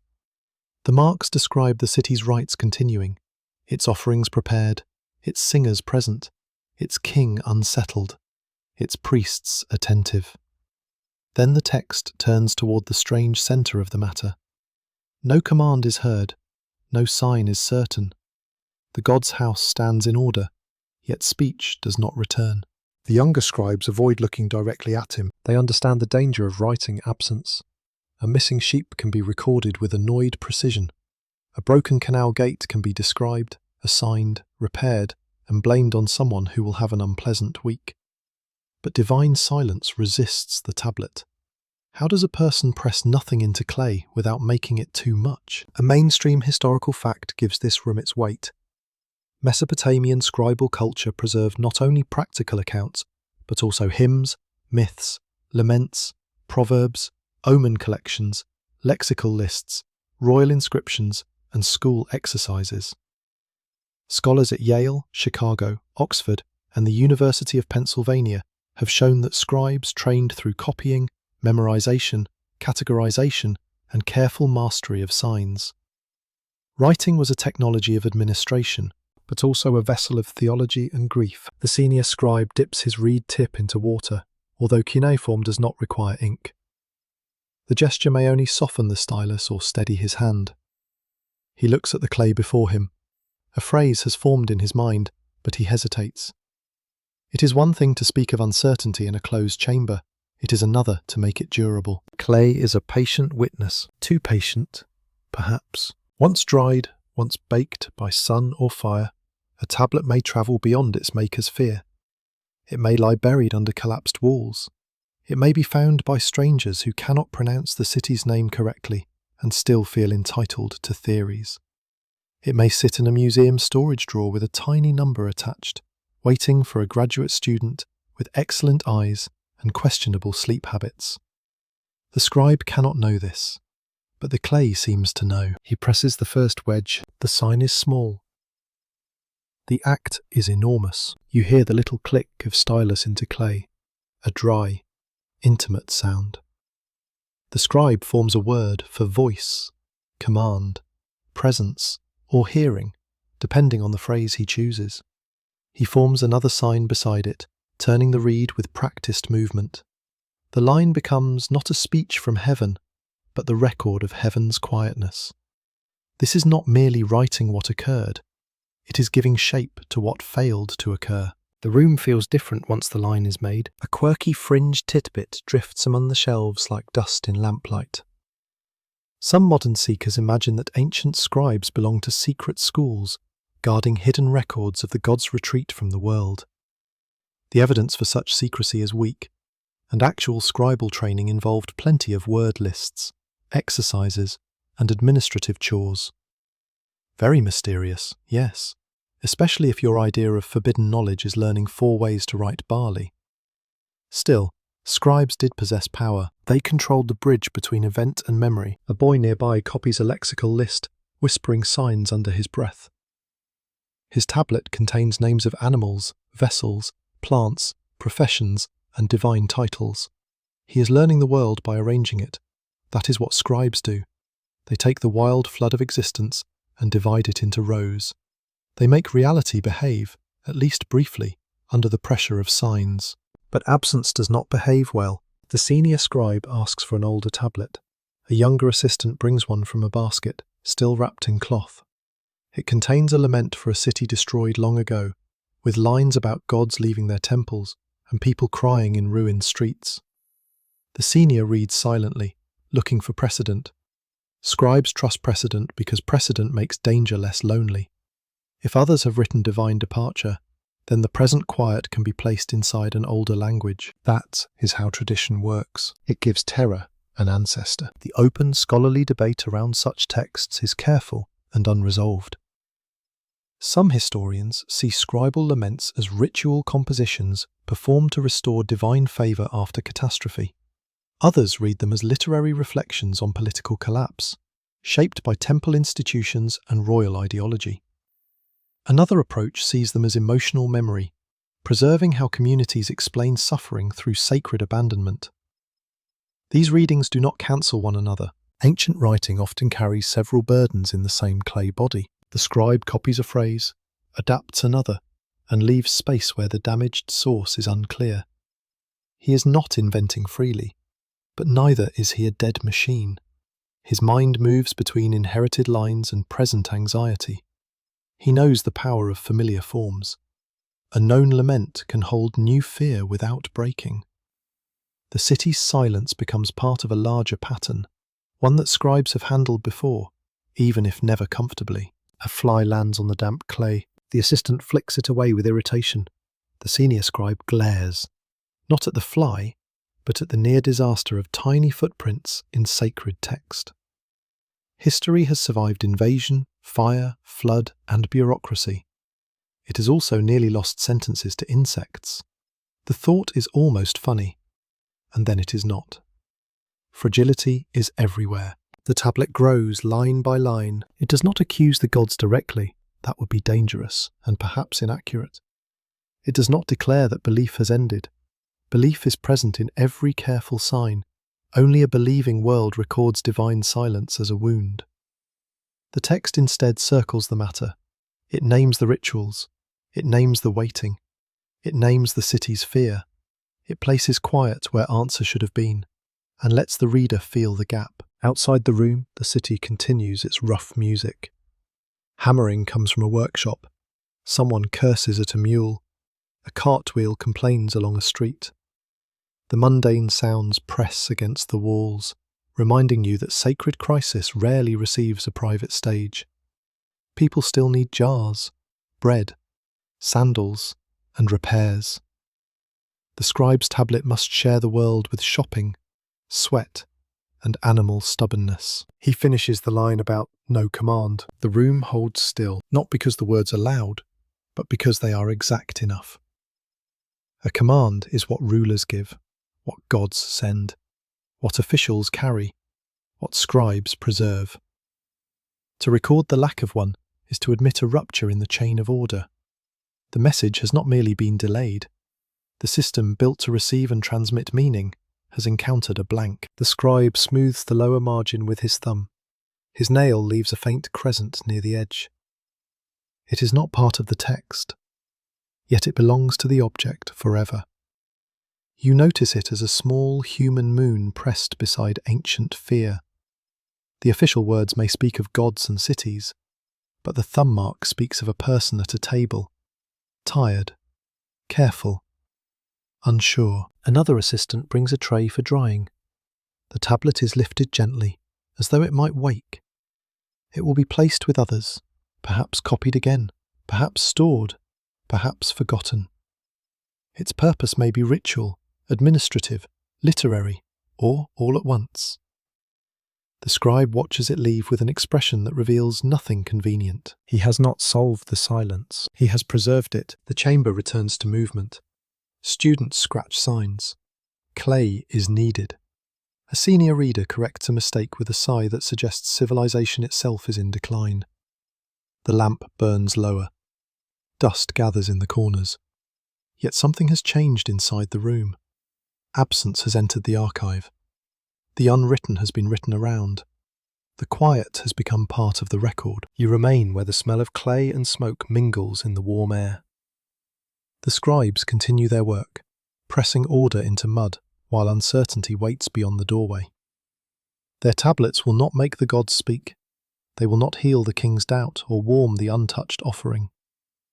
But they will do one astonishing thing. They will keep the silence from disappearing. The tablet opens into older darkness, where the human story has not yet stepped forward. You feel the city fade at the edges, not vanishing, but becoming transparent.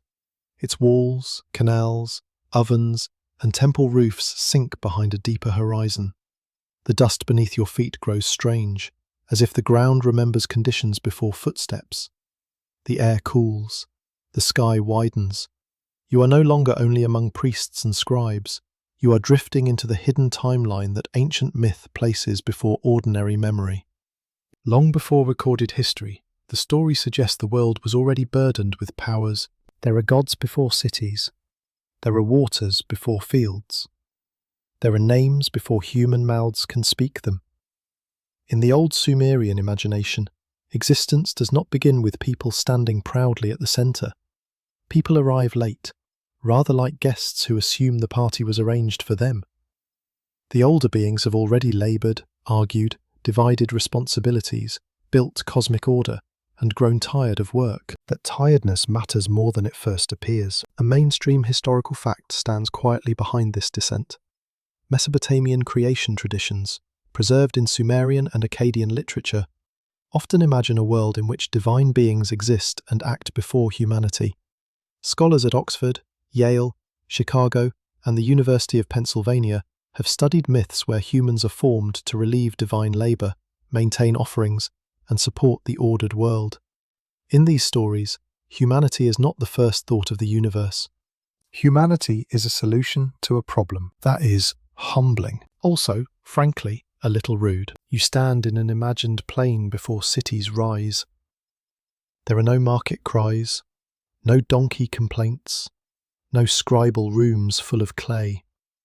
There is only wind over unfinished land, water gathered in low places, reed beds thick with birds, and a sky that seems older than language. The world feels awake, but not yet human. It has presences in it, not people. Forces move through deep water, storm, earth, fertility, decay, and bright, terrible heaven. The myths do not present this early realm as peaceful. Divine society has structure, but structure does not prevent irritation. The gods carry tasks. They dig, maintain, build, endure, and divide burdens. In later traditions, lesser gods complain of exhausting labour and demand relief. The divine world, in other words, discovers management problems before humanity even arrives. One feels almost proud of the universe for becoming bureaucratic so early. Yet beneath the gentle sarcasm lies a haunting picture. If humans are created because gods become weary, then silence after divine withdrawal carries a new meaning. It may not be only punishment or distance, it may be the echo of an older fatigue. Perhaps the gods were never endlessly available. Perhaps speech itself was part of a system of labour, offering, and response. Perhaps the ancient bond depended on maintenance from both sides, and every system can fail. Your mind drifts deeper into the unremembered age. There are councils of gods, high seats, fixed destinies, divine decrees, and cosmic offices. One god governs fresh water and hidden wisdom. Another commands storm and authority. A goddess shapes birth, desire, or kingship. A divine assembly decides matters too large for any one power. In myth, the universe has procedures. It has ranks. It has arguments. It has that familiar scent of meetings, which proves humanity may have been made in the image of divine inconvenience. The hidden timeline begins to show layers. First, there is primeval substance, dark, water, and potential. Then comes separation, naming, ordering, assigning. Then divine labour fills the spaces of the world. Then conflict rises inside that labour. Then humanity appears, formed from clay, blood, breath, command, or sacred craft depending on the tradition. Each layer explains why people exist, but also why they are indebted. They come into being inside an arrangement already old. A quirky fringe tidbit glimmers at the edge of this mythic map. Some modern alternative writers claim the Sumerian gods were survivors of a civilization older than the last ice age, passing laws and technologies to early humans. Archaeologists find no reliable evidence for that claim, and ancient texts are better understood through myth, ritual, language, and cultural memory. Still, the speculation keeps returning because the stories themselves feel ancient beyond measure. They make humanity sound late, small, and assigned. That feeling is powerful. You walk across a landscape where no human hearth smoke rises. The silence here is different from temple silence. It is not absence after relationship. It is pre-human vastness. Reeds murmur without listeners. Water laps against mud without names. Stars appear with no shepherd to watch them. Dawn comes and no one calls it dawn. The world exists before it is described, which may be the oldest loneliness of all. Then, gradually, the myths spring shape. Divine beings assign rivers their courses. Fields become imaginable. The deep waters are given a lord. The sky becomes a high realm of brightness and decree. The earth becomes a surface of life, burial, hunger, and harvest. The underworld waits below, not as a theatrical fire pit, but as a dim destination where the dead continue in reduced form. Ancient cosmology is not a diagram for children. It is a house with many locked rooms. The scholarly debate remains open around how these creation traditions should be read. Some researchers treat them as theology, explaining humanity's ritual service to the gods. Others see reflections of social labour, where temple economies and human obligation are projected onto the divine realm. Another approach reads them as poetic memory of agricultural life, where survival depends on work assigned by powers beyond the individual. The clay does not choose one meaning. It holds several, like water held in a dark jar. You feel humanity approaching, not as triumph, but as necessity. The gods have made order, yet order requires maintenance. Canals must be cleared, offerings must be prepared, temples must be built, names must be praised, calendars must be watched, sheep must be counted, because apparently even the divine plan cannot escape livestock accounting. The world becomes stable only through repetition. Someone must repeat the gestures. Into that role comes humanity, not heroic at first, not crowned, not central. Human beings enter as workers in a universe already divided by divine powers. They are shaped from earth because earth is what they will handle. They are fragile because labouring bodies break. They are clever because maintenance requires invention. They are dependent because they arrive inside a sacred economy of need. This makes the later quiet more unsettling. If humans were made to serve, then divine silence raises a terrible question. Has the service failed? Or has the employer disappeared? It is a strange thought, almost comic if it were not so cold. The workers continue sweeping the temple, baking the bread, singing the hymns, and waiting for instructions from a management office whose door no longer opens. The mythic age does not answer kindly. It shows divine beings withdrawing, returning, fighting, decreeing, regretting, and changing their minds. The gods are not simple. They are enormous personalities shaped through story, cult, and fear. Their silence might mean judgment. It might mean hidden deliberation. It might mean distance beyond human hearing. It might mean the old system has moved into a phase no one understands. Your surroundings darken into a borderland between myth and thought. The pre-human world has become full of traces. A footprint appears in wet clay, not yet belonging to anyone. A reed stylus lies beside a stream, impossibly early, waiting for hands. A temple platform rises in outline before bricks exist. These are not events. They are symbols gathering themselves. The future is dreaming backward. The hidden timeline is not a straight road. It is a buried pattern glimpsed through fragments. Ages before kings, divine councils before temples, labour before humanity, silence before speech, then speech, ritual, offering, city, and perhaps silence again. The pattern feels circular, like a wheel turning under the plane.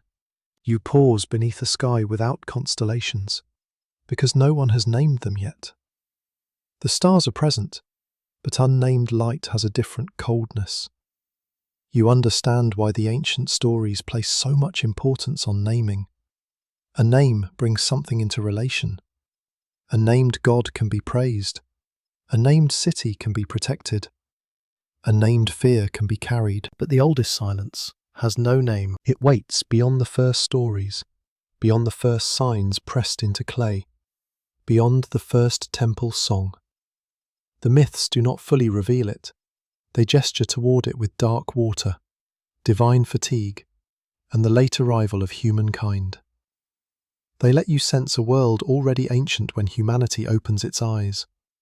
And in that older world, the later quiet of the gods feels less like an isolated wound, and more like a returning tide from the beginning of things. Your hands close around damp clay, and the old stories make the gesture feel uncomfortably personal. The clay is cool at first. It yields under pressure, softening beneath the heel of the palm. Grit catches against your skin. A little water gathers between your fingers. You smell river mud, reed roots, and the faint sourness of wet earth. In that smell, the Sumerian imagination places the human body close to the ground, not above it, not separate from it, made from it, shaped by it, and always returning to it. This is not a flattering beginning. It is an honest one. In Mesopotamian creation traditions, humans are not usually introduced as majestic rulers of all existence. They are formed because work must be done.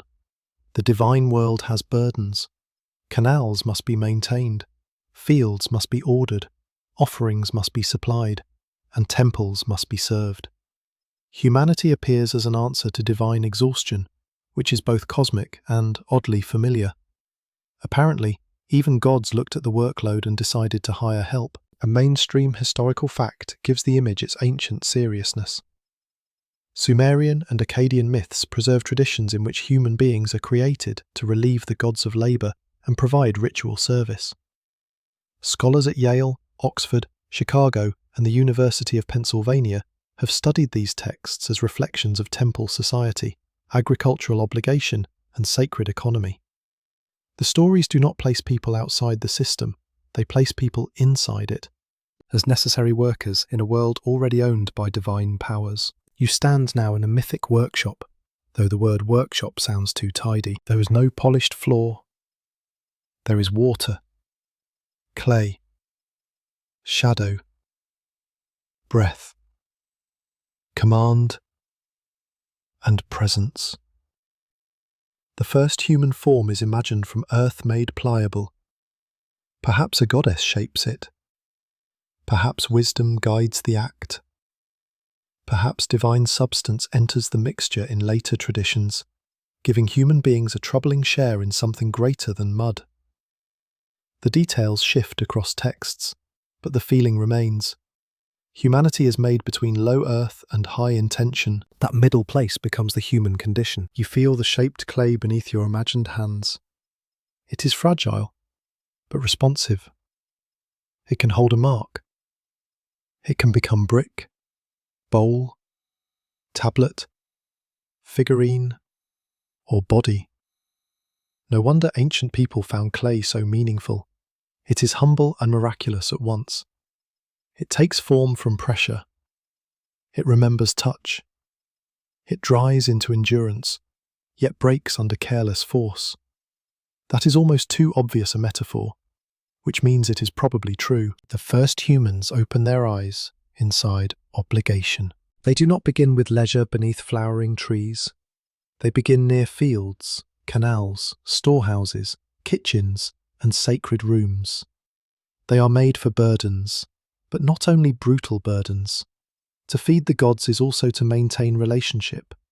To build a temple is also to place the city within order. To sing a hymn is also to give breath to meaning. Service can be heavy, yet it can also make the world feel held.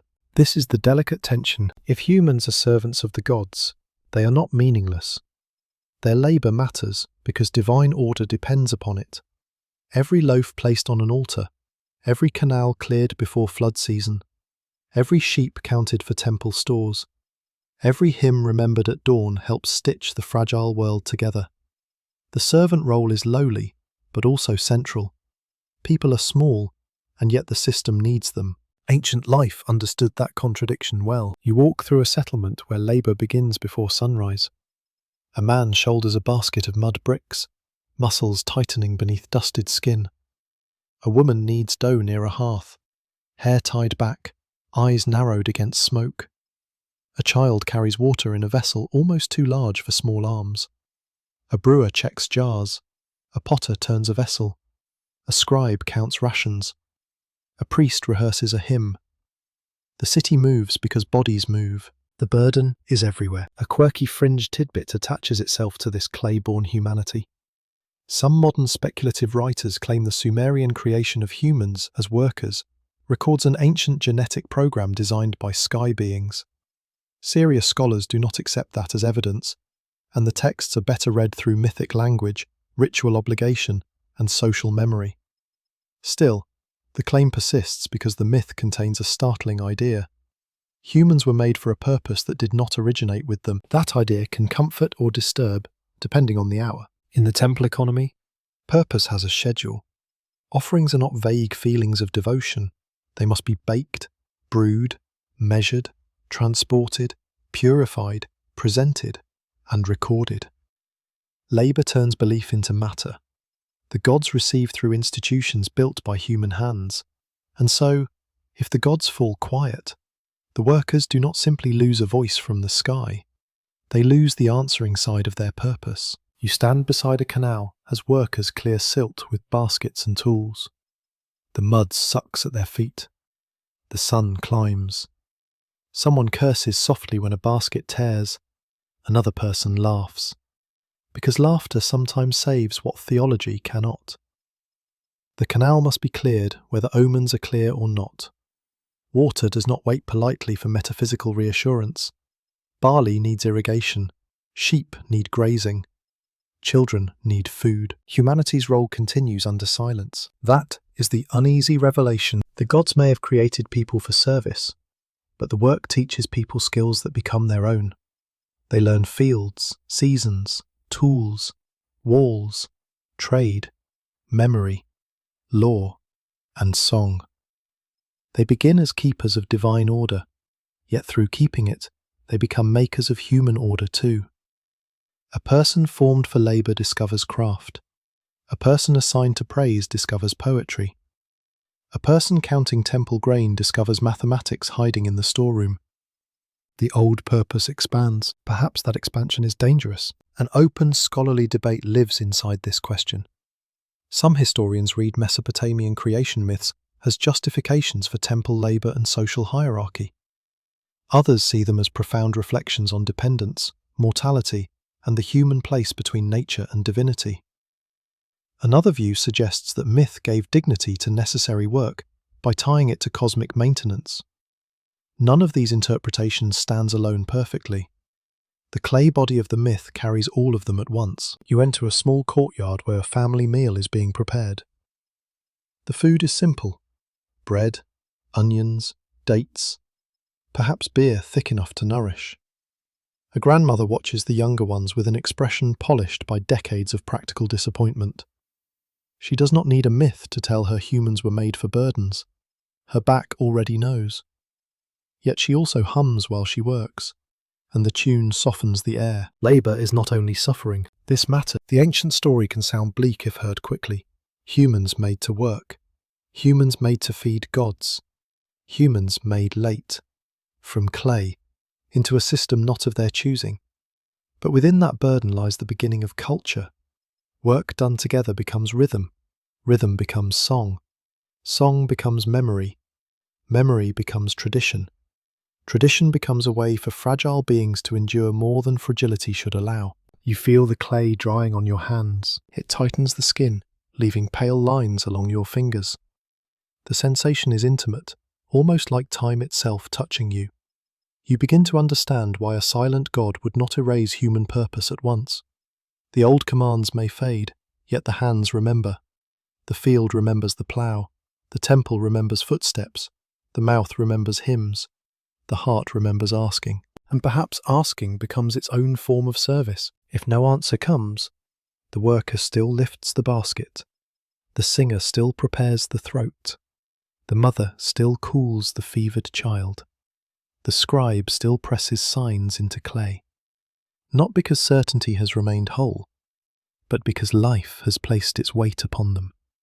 The burden becomes less clearly divine and more painfully human. That shift is quiet. It is not rebellion in the streets. It is not a shouted declaration that people stand alone. It begins as repetition under uncertainty. One more loaf, one more canal cleared, one more prayer spoken into a room that does not tremble. Over time, such repetition teaches a strange strength. It teaches that meaning may have to be carried even when it is not handed down. The first humans of myth were made to serve the gods. The later humans of history learned to serve the living as well. You look again at the damp clay, now shaped into a rough human form. It is small enough to break, yet recognizable enough to trouble you. Its face is unfinished. Its eyes are only slight impressions. It seems to wait for breath, command, burden, and name. Around it, the mythic workshop remains dim. Water glints in a bowl.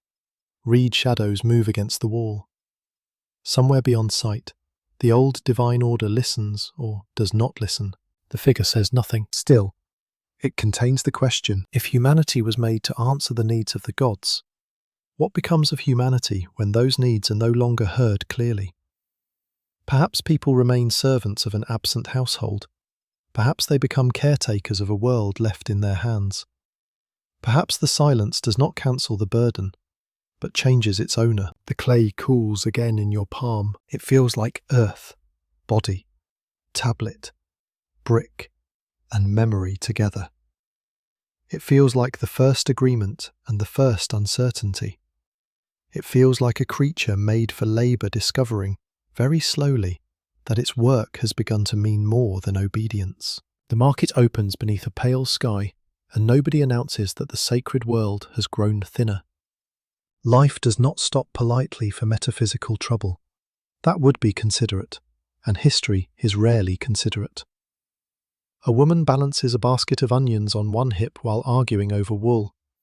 A potter stacks jars near the shade, tapping each one to hear whether it has fired cleanly. A fish seller wipes his hands on his tunic and calls out prices with theatrical suffering. Somewhere nearby, a goat investigates a bundle of reeds with the confidence of a tiny criminal. The city continues. You move through the street as morning heat gathers against the mud brick walls. The old certainty has not vanished in a single stroke. Temples still stand, priests still serve, scribes still count, kings still issue commands with impressive seriousness. Yet in courtyards, workshops, and canal paths, a faint alteration begins. It is not disbelief. It is not rebellion. It is more like a seam loosening inside a garment still being worn. People keep doing what must be done. The mainstream fact is plain but powerful. Archaeological evidence from Mesopotamian cities shows dense urban life supported by specialized labor, craft production, long-distance exchange, household economies, and temple administration. Studies by researchers at the University of Chicago, Yale, Oxford, and the University of Pennsylvania have reconstructed daily life from tablets, seals, pottery, houses, and refuse deposits. These sources reveal that civilization was not only kings and gods, it was kitchens, shops, storage rooms, ovens, animals, and tired feet. You pass a bakery where the oven mouth glows red in shadow. Bread clings briefly to the hot inner wall before being pulled away with practiced movements. The baker's arms are dusted white with flour. Sweat runs from his temple, leaving a clean line through ash. He has heard rumours from the temple district. The offerings have felt unanswered.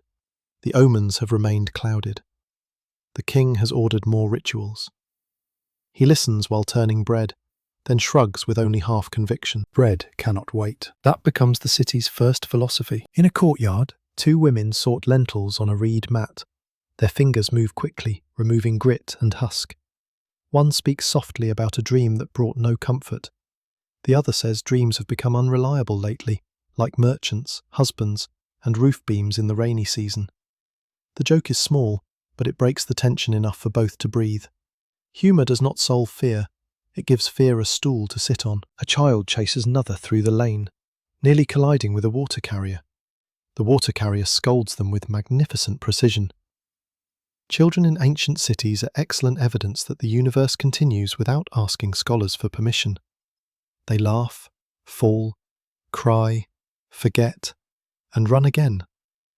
Their world is made of dust, shade, hunger, stories, and the legs of adults moving around them like pillars. Yet even children notice tone. They hear elders lower their voices near temple matters. They sense when a household offering is placed with greater care than usual. They notice when a father looks at the sky too long. Sacred uncertainty passes through families not as doctrine, but as mood. It enters the way a door is closed, the way grain is measured twice, the way someone pauses before pouring water at a small shrine. The city after withdrawal is not empty, it is overfull with interpretation. At the canal, men clear silt from the channel. Mud lifts heavy in baskets. The work smells of wet clay, rotting reeds, and sun-warmed water. One worker mutters that the gods may be quiet, but the canal is not. Another replies that if the gods have stopped speaking, perhaps they finally got tired of hearing men complain about canals. It is a dangerous joke, but it lands softly among exhaustion. Nobody repeats it near officials. A quirky fringe tidbit clings to these ordinary streets. Some modern enthusiasts imagine that, when the gods went silent, ancient cities entered a hidden age of human self-rule, preserving secret memories in festivals and household rites. There is no clear evidence for such a hidden transition, but the idea touches something emotionally plausible. People do sometimes adjust to silence by continuing the forms while changing what those forms mean. That change can begin invisibly. At a household shrine, a mother places a small bowl of grain beside a lamp. She does not know whether the offering reaches a divine ear. She does know her son's fever broke last night. Gratitude needs somewhere to go. If heaven feels distant, the gesture still steadies her hands. She whispers a phrase her own mother used, and in that whisper, the ritual belongs not only to gods, but to generations. The old sacred certainty thins, yet the social threads tighten. Neighbours borrow tools, cousins help repair a wall. A widow receives a measure of barley from kin who cannot really spare it. A potter extends credit to someone who will probably forget the terms creatively. These actions may not be called divine service, but they keep life from breaking. The city begins to discover that care can move sideways, not only upward. This is a quiet revolution, if such a word may be used softly. The scholarly debate around daily religion in Mesopotamia remains active. Some researchers emphasize the temple as the main institutional center of sacred life. Others point to household practices, personal names, letters, charms, family burials, and small objects that reveal more intimate forms of devotion. The discussion continues because ordinary belief rarely leaves records as grand as royal inscriptions. It hides in corners, thresholds, and habits. You enter a weaver's workspace where wool hangs in pale bundles. The loom creaks with each movement. Threads cross and tighten, forming cloth through repetition. The weaver's fingers are cracked. Her eyes remain fixed on the pattern. She has no time to debate divine absence in elegant terms. Yet the pattern before her becomes its own answer. Cross, pull, press, return. The cloth exists because the hands continue.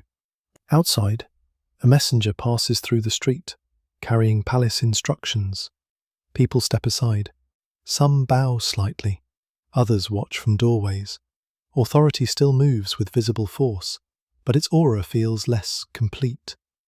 The king may be chosen by gods, but if the gods do not speak clearly, royal speech becomes more exposed.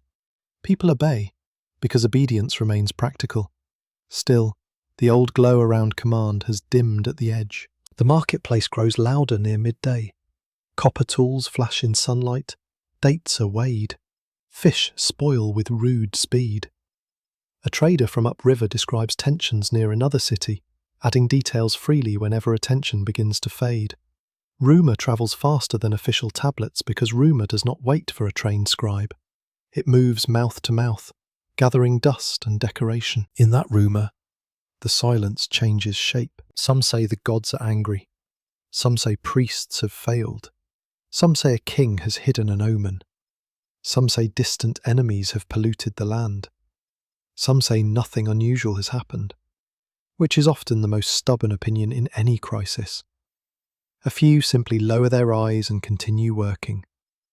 Certainty divides into smaller, private certainties. The old order does not collapse, it becomes negotiable. You feel this most clearly at dusk, when lamps appear inside houses, and temple walls turn bronze in the low light. Families gather near meals. Workers return with aching shoulders. Dogs search for scraps with sacred dedication. The city smells of smoke, stew, dung fuel, and cooling brick. In many homes, someone still speaks a prayer, someone still pours a little liquid, someone still names a god. But the prayer now carries an added weight. It is no longer only trust, it is also endurance. It says, we continue, though the answer is not clear. We prepare food, mend walls, raise children, argue over onions, count barley, bury our dead, and wake again.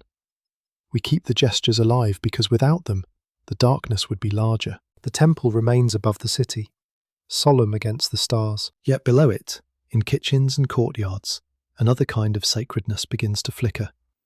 Not official, not carved in royal stone, not always written on tablets. It is the holiness of continuing when certainty thins. It is the small defiance of ordinary care. It is bread made in a world that may not answer, and handed to someone hungry anyway. The night deepens. The canals carry starlight in broken strips. A mother closes a door. A potter covers unfired clay. A scribe sets aside his stylus. A priest looks out from a temple stair toward the rooftops, listening to a city that has not stopped breathing, and beneath all its sounds, the silence remains. No longer only in the god's chamber, but woven through the lives of those learning to live around it. Numbers begin to gather beneath the story, quiet as seeds hidden under river silt. You do not see them at first. You see temples, offerings, streets, kings, canals, and human faces turned toward uncertain signs.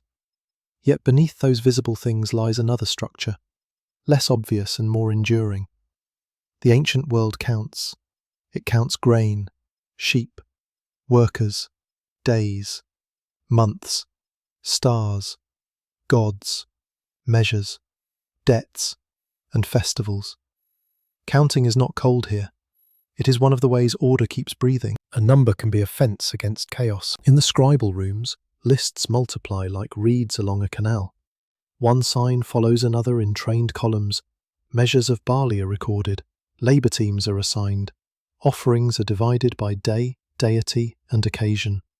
The act is practical, but it also reveals a deep habit of mind.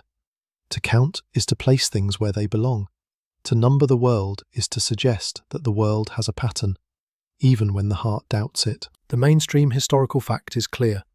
Mesopotamian scholars developed advanced systems of mathematics, accounting, astronomy, and measurement, including the sexagesimal system based on 60s. Researchers from Yale, Chicago, Oxford, and major museum collections have studied tablets showing calculations, tables, administrative accounts, and celestial observations. Their work reveals a culture that used number not merely for trade, but for temples, timekeeping, land, and the heavens. The quiet becomes stranger when viewed through that lens. If divine speech fades, people do not abandon structure. They look harder for it. They count more carefully. They track the moon. They watch intervals. They compare omens. They search old records for repetition. When a voice does not answer directly, pattern may become the next form of hearing. The world may not speak in sentences, but perhaps it speaks in cycles. 7 appears softly in the sacred imagination. 7 gates. 7 sages in later traditions. 7 destructive forces. 7 can mark completeness, danger, or sacred fullness depending on the story. It is not a simple code. Ancient numbers do not behave like labels on storage jars. They move through ritual, myth, and memory with several meanings at once. 50 belongs to high divine rank in Mesopotamian tradition, associated in some contexts with supreme authority. Great gods are arranged in hierarchies, councils, assemblies, and families. Names connect with powers. Powers connect with offices. Offices connect with cities. The divine world resembles a court, a household, and a storm system all at once. Very efficient. If one enjoys confusion with ceremonial clothing, you stand in a scribal school where a teacher recites a sequence of measures. Students repeat them, not joyfully, but with the dull endurance of children everywhere forced to learn useful things. Clay tablets lie before them, marked with multiplication tables, word lists, and exercises. Outside, dust moves in the courtyard.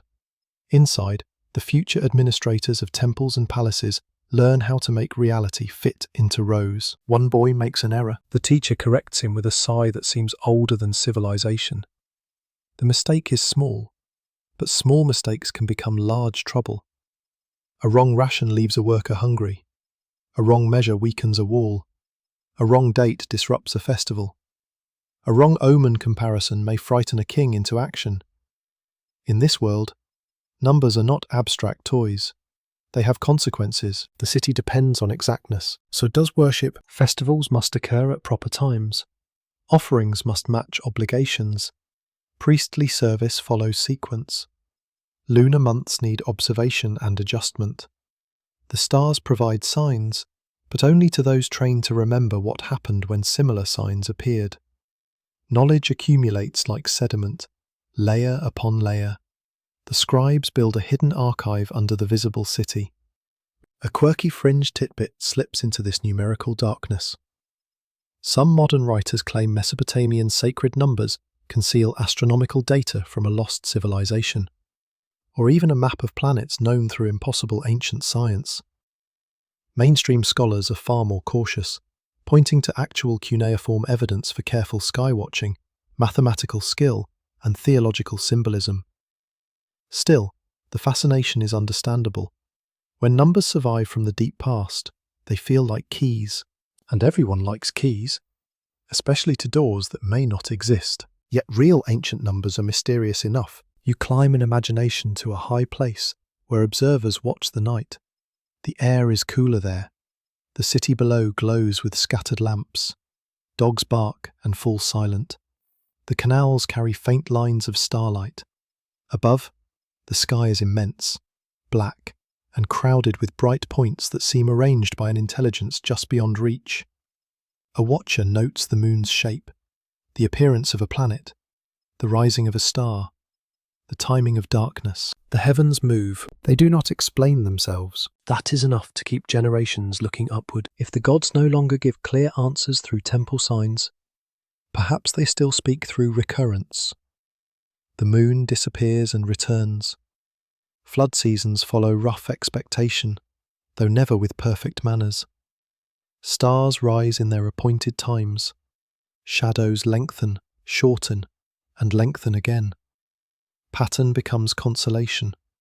It says the world is not entirely abandoned to chance. But pattern is also frightening. A cycle can imply return. If cities rise and fall by hidden rhythms, then prosperity is not permanent. If gods withdraw according to laws older than human prayer, then ritual may be less control than participation. If creation itself has cycles, then silence may not be a failure at all. It may be a phase in a system too large for frightened people to see. The scholarly debate remains open around how deeply mathematical and astronomical thinking shaped Mesopotamian theology. Some researchers emphasize practical administration and calendrical need. Others stress divination, since celestial events could be interpreted as messages from the gods. Another approach sees number as a bridge between earthly order and cosmic order, joining temple accounts to the movements of heaven. The debate continues because the tablets show all these worlds touching. You return to the storeroom, where numbers smell less like stars and more like barley. Rows of jars line the wall. Clay tags identify contents. A scribe checks deliveries against expected amounts. His stylus presses quickly, each mark a small defense against loss. Workers wait for rations, arms folded, eyes tired. Their stomachs care nothing for cosmic harmony if the measure is short. The sacred number must become food, or it is only clever dust. This is the beauty of the system. It joins heaven and hunger. A festival date calculated by moonlight leads to offerings carried by sweating bodies. A divine rank expressed in number leads to a temple hierarchy, which leads to duties, storerooms, fields, and wages. A measured canal slope leads to water reaching barley roots. A ration list leads to a child eating at dusk. Ancient number is not detached from life.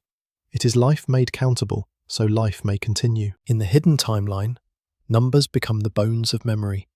The ages before humanity are counted through divine generations. The organization of gods is measured through rank. The city's service is measured through offerings.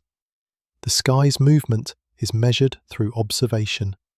Even absence begins to be measured by waiting. How many dawns without a sign?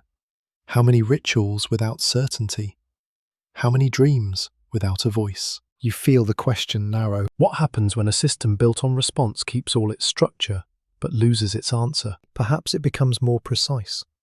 Perhaps uncertainty makes people cling harder to sequence. The bread must be placed exactly. The hymn must be sung correctly. The day must be chosen carefully. The omen must be compared with older records. The star must be watched at its proper rising.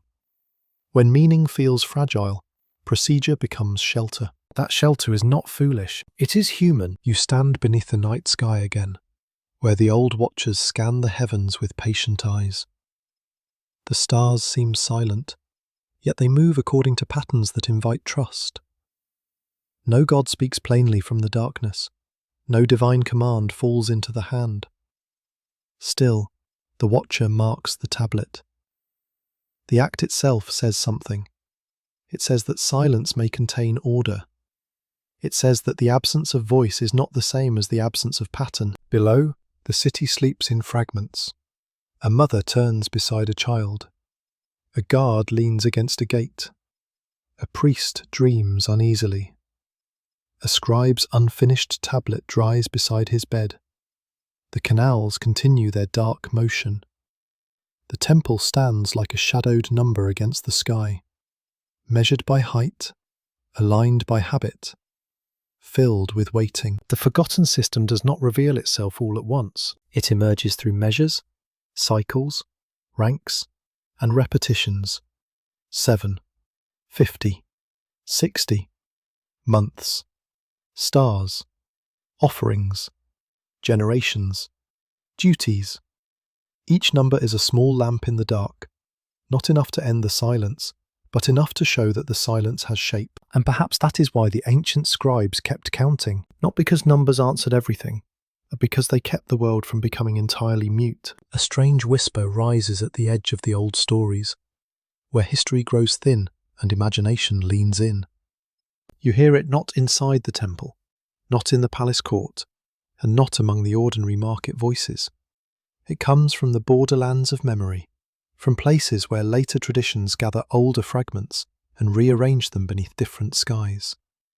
The whisper speaks of watchers, visitors, teachers, beings who stand just outside the neat lines of official scholarship. They are never easy to hold. They appear as rumour, speculation, symbol, fear, and longing. Perhaps every silence creates watchers. When the gods no longer answer clearly, the human mind begins to wonder, who else may have been listening? Were their powers beneath the divine ranks, closer to earth and more interested in human affairs? Were there ancient teachers remembered only through distorted names? Were there beings who observed early humanity from high places, leaving no palace, no skeleton, no signed confession, which is very inconvenient for everyone trying to prove anything? The mainstream historical fact must remain steady here. Ancient Mesopotamian religion included many categories of divine and semi-divine beings, including great gods, protective spirits, demons, sages, and legendary figures associated with wisdom.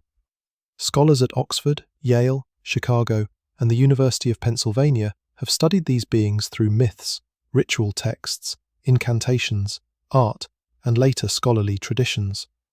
The ancient supernatural world was not empty between humans and gods. It was crowded with intermediaries. Crowded worlds make silence complicated. If the highest gods grow distant, people may still seek signs from lesser powers. A household might fear a harmful spirit. A king might honour a protective one. A healer might recite words against unseen sickness. An artist might carve hybrid figures near a doorway, not as decoration alone, but as guardians shaped from belief. The invisible world has layers, and each layer may have its own kind of hearing. You stand near a doorway at dusk, where a protective figure has been placed. Its form is strange, perhaps part human, part animal, part imagined authority. Its eyes seem too fixed for comfort. Its body belongs to a world that does not obey modern categories. The doorway itself feels important. Thresholds are dangerous because they are neither inside nor outside. Things can pass there, so can stories. A child sees the figure and asks whether it is alive. No one answers too quickly. That hesitation is older than theology. A quirky fringe tidbit gathers around the idea of watchers. Some modern writers connect Mesopotamian myths to later legends of beings who descended from the heavens to teach forbidden knowledge. They imagine star-born instructors, lost technologies, and secret lineages hidden inside ancient texts. Careful historians do not treat these claims as evidence for actual visitors. They read the sources through language, ritual, comparison, and cultural development. Still, the fringe imagination survives, because the old stories truly do contain beings who mediate knowledge between realms. That is enough to keep the candle burning. The Watchers, in a cautious narrative sense, may not be literal figures standing on a hill. They may represent the uneasy feeling that humans were never entirely alone in their own beginnings. They may embody memory of teachers, priests, migrants, sages, or ancestors whose knowledge seemed almost otherworldly. They may also be pure mythic grammar, a way for societies to explain why certain crafts, laws, and rituals felt too important to be merely invented by tired people in sandals. You walk across a marsh edge under a violet evening sky. Reeds rise taller than a person. The water smells of mud, fish, and green decay. Birds shift in the darkening stalks, unseen but restless. A boat moves slowly through the channel, its pole dipping and lifting, dipping and lifting. The boatman does not speak. In the water's reflection, the first stars tremble. This is a place where watchers would feel believable, not because evidence appears among the reeds, but because the landscape itself seems half awake. The marsh hides what moves through it. The sky opens above it.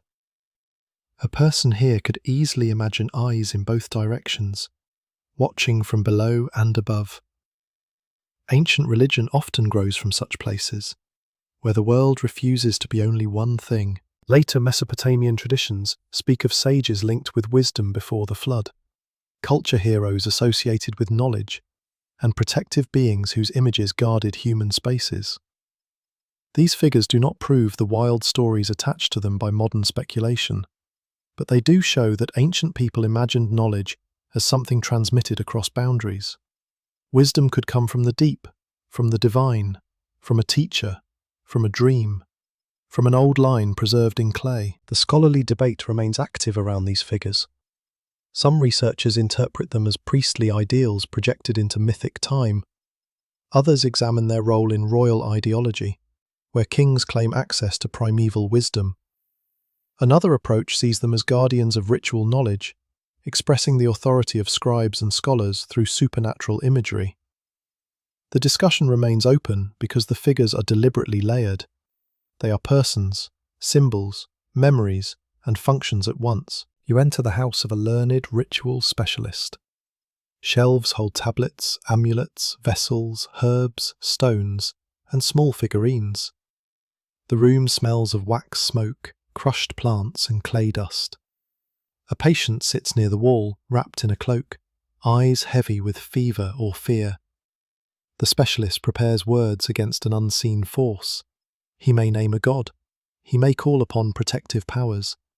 He may use old formulas whose authority rests partly in their age. Here, watchers become practical. They are not only objects of curiosity. They guard thresholds, repel harm, carry wisdom, and fill the dangerous space between ordinary people and powers too vast to address directly. In a world where the gods can seem distant, intermediary beings make the universe feel populated again. Not safe, exactly. Populated. There is a difference. You can feel why such beings matter during divine quiet. Silence from the highest places does not end belief. It redistributes attention. People listen lower, closer, sideways. They watch dreams more carefully. They value protective words. They remember old teachers. They carve guardians near doors. They ask whether wisdom once came from beings who stood nearer to the beginning, before human memory became scattered among broken tablets. The whisper grows softer, but more persistent. Perhaps the watchers are not evidence of secret history. Perhaps they are evidence of human loneliness under sacred uncertainty. When no answer arrives from above, the mind imagines observers in the margins. Someone must have seen. Someone must remember. Someone must know why the old voices faded. That hope becomes a figure standing just beyond the firelight. You pause beside a low wall where night wind moves through dry grass. The stars brighten. The city behind you is quieter now, though not asleep. Lamps burn near doorways. A dog barks once, then thinks better of it.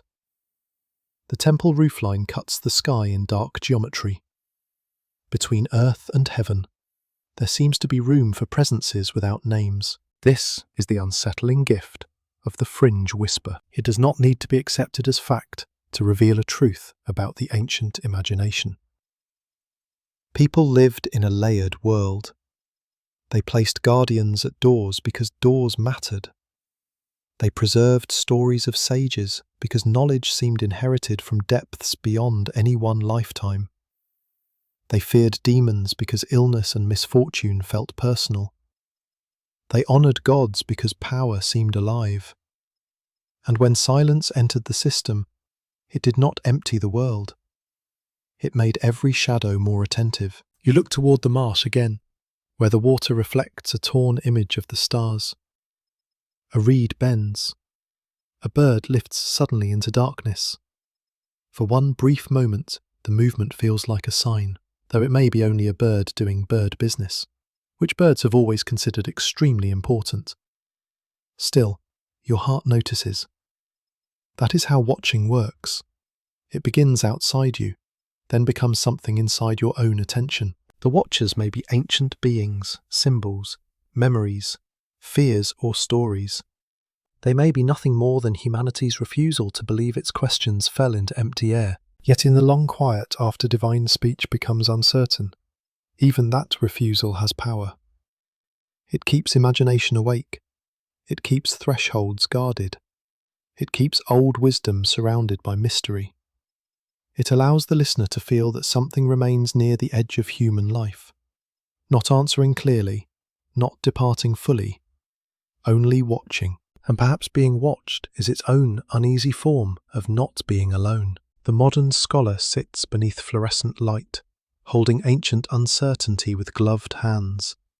Around the room, cabinets stand in quiet rows, each drawer filled with fragments that once belonged to living worlds. The air is dry and carefully controlled. It smells faintly of paper, dust, cardboard, and the clean sterility of museum storage. There are no temple hymns here, no incense, no river heat pressing through mud-brick streets. Yet the silence feels familiar. It has simply changed its clothing. A tablet rests on a padded support. It is smaller than the story it carries. The scholar leans close, not dramatically, because real scholarship rarely has good lighting or a soundtrack. A lamp is adjusted. A camera waits on a stand. A notebook lies open, already crowded with cautious marks. The tablet's broken edge catches the light unevenly. One sign is clear, another is partly crushed. A third disappears into a crack, which is exactly the sort of behaviour ancient evidence enjoys when people need confidence. The mainstream fact is simple and hard-won. Modern understanding of Sumerian and Akkadian texts depends on generations of decipherment, excavation, cataloguing, photography, conservation, and comparison across thousands of tablets. Researchers at institutions such as Oxford, Yale, Chicago, Pennsylvania, Harvard, and major museums have built dictionaries, sign lists, digital archives, and critical editions. Ancient voices are not simply found, they are reconstructed through disciplined patience. That patience is its own kind of listening. The scholar reads a line, then stops.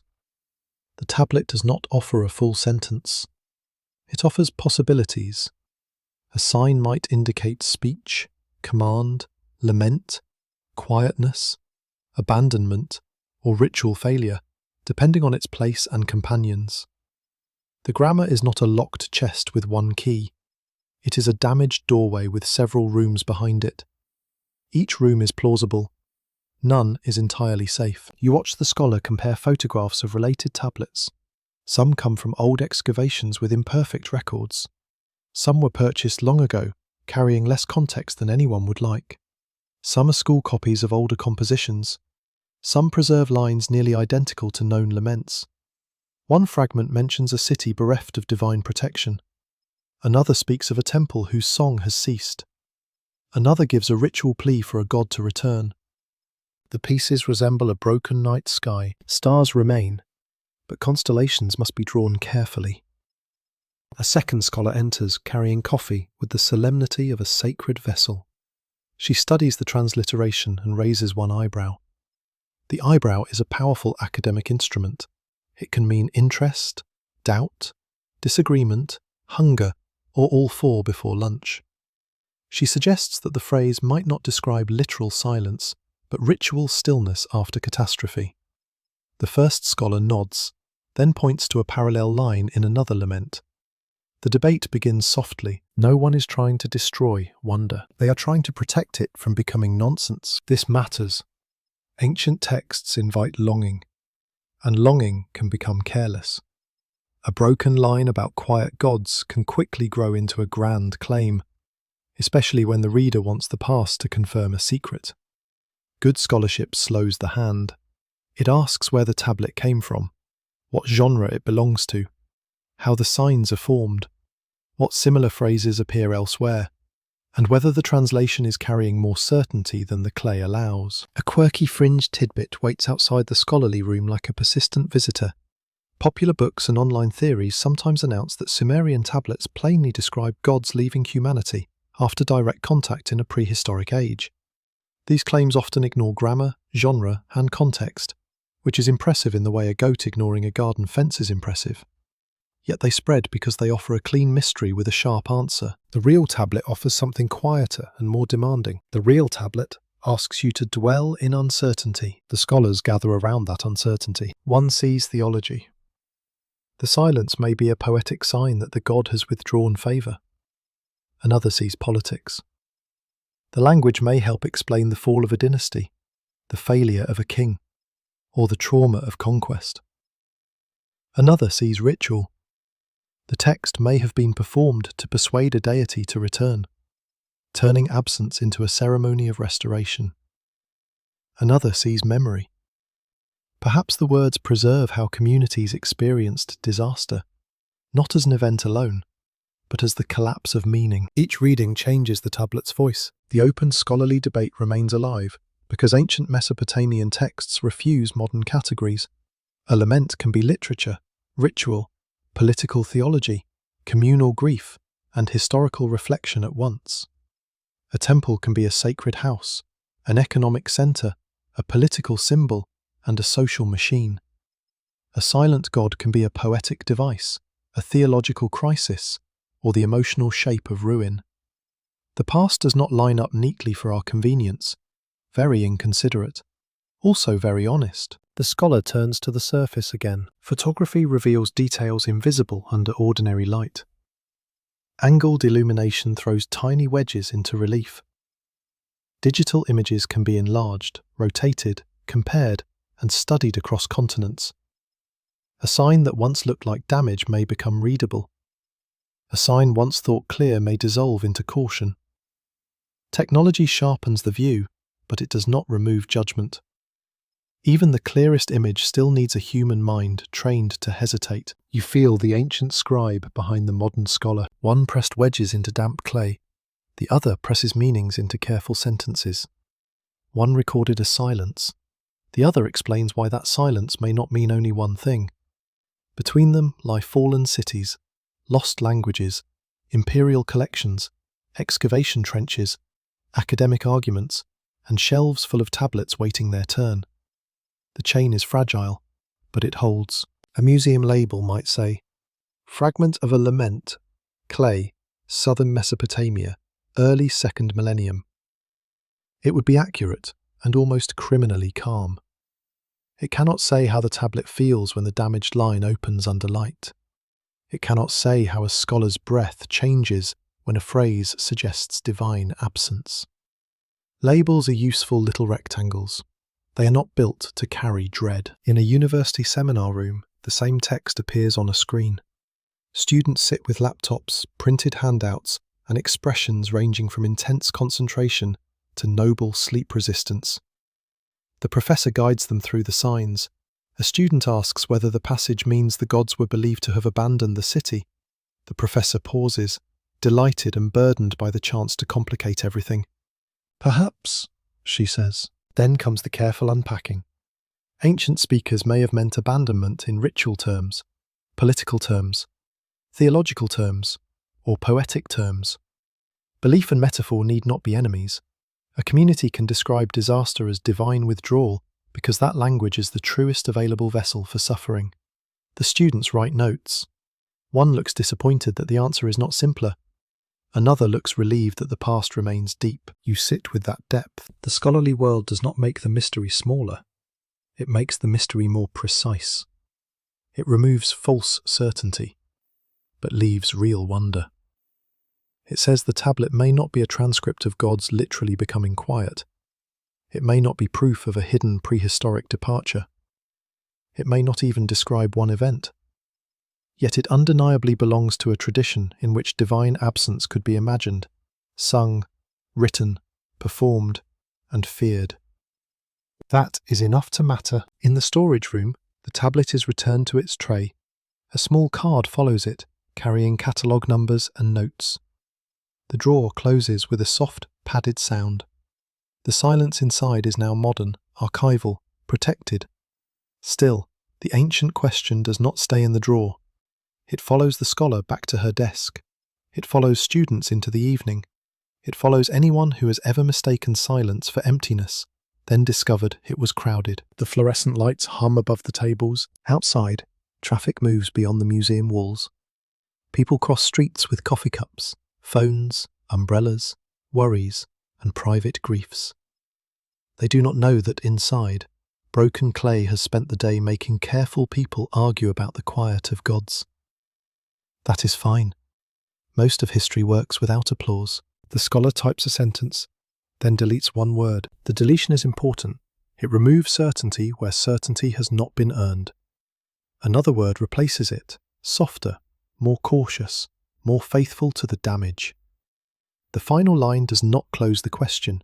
It leaves room for poetry, ritual, politics, fear, and belief to breathe together. The tablet has not spoken plainly, but around it, centuries of listening continue. Night settles over the city, and dreams gather where official signs have failed to settle. You lie in a room cooled at last by darkness.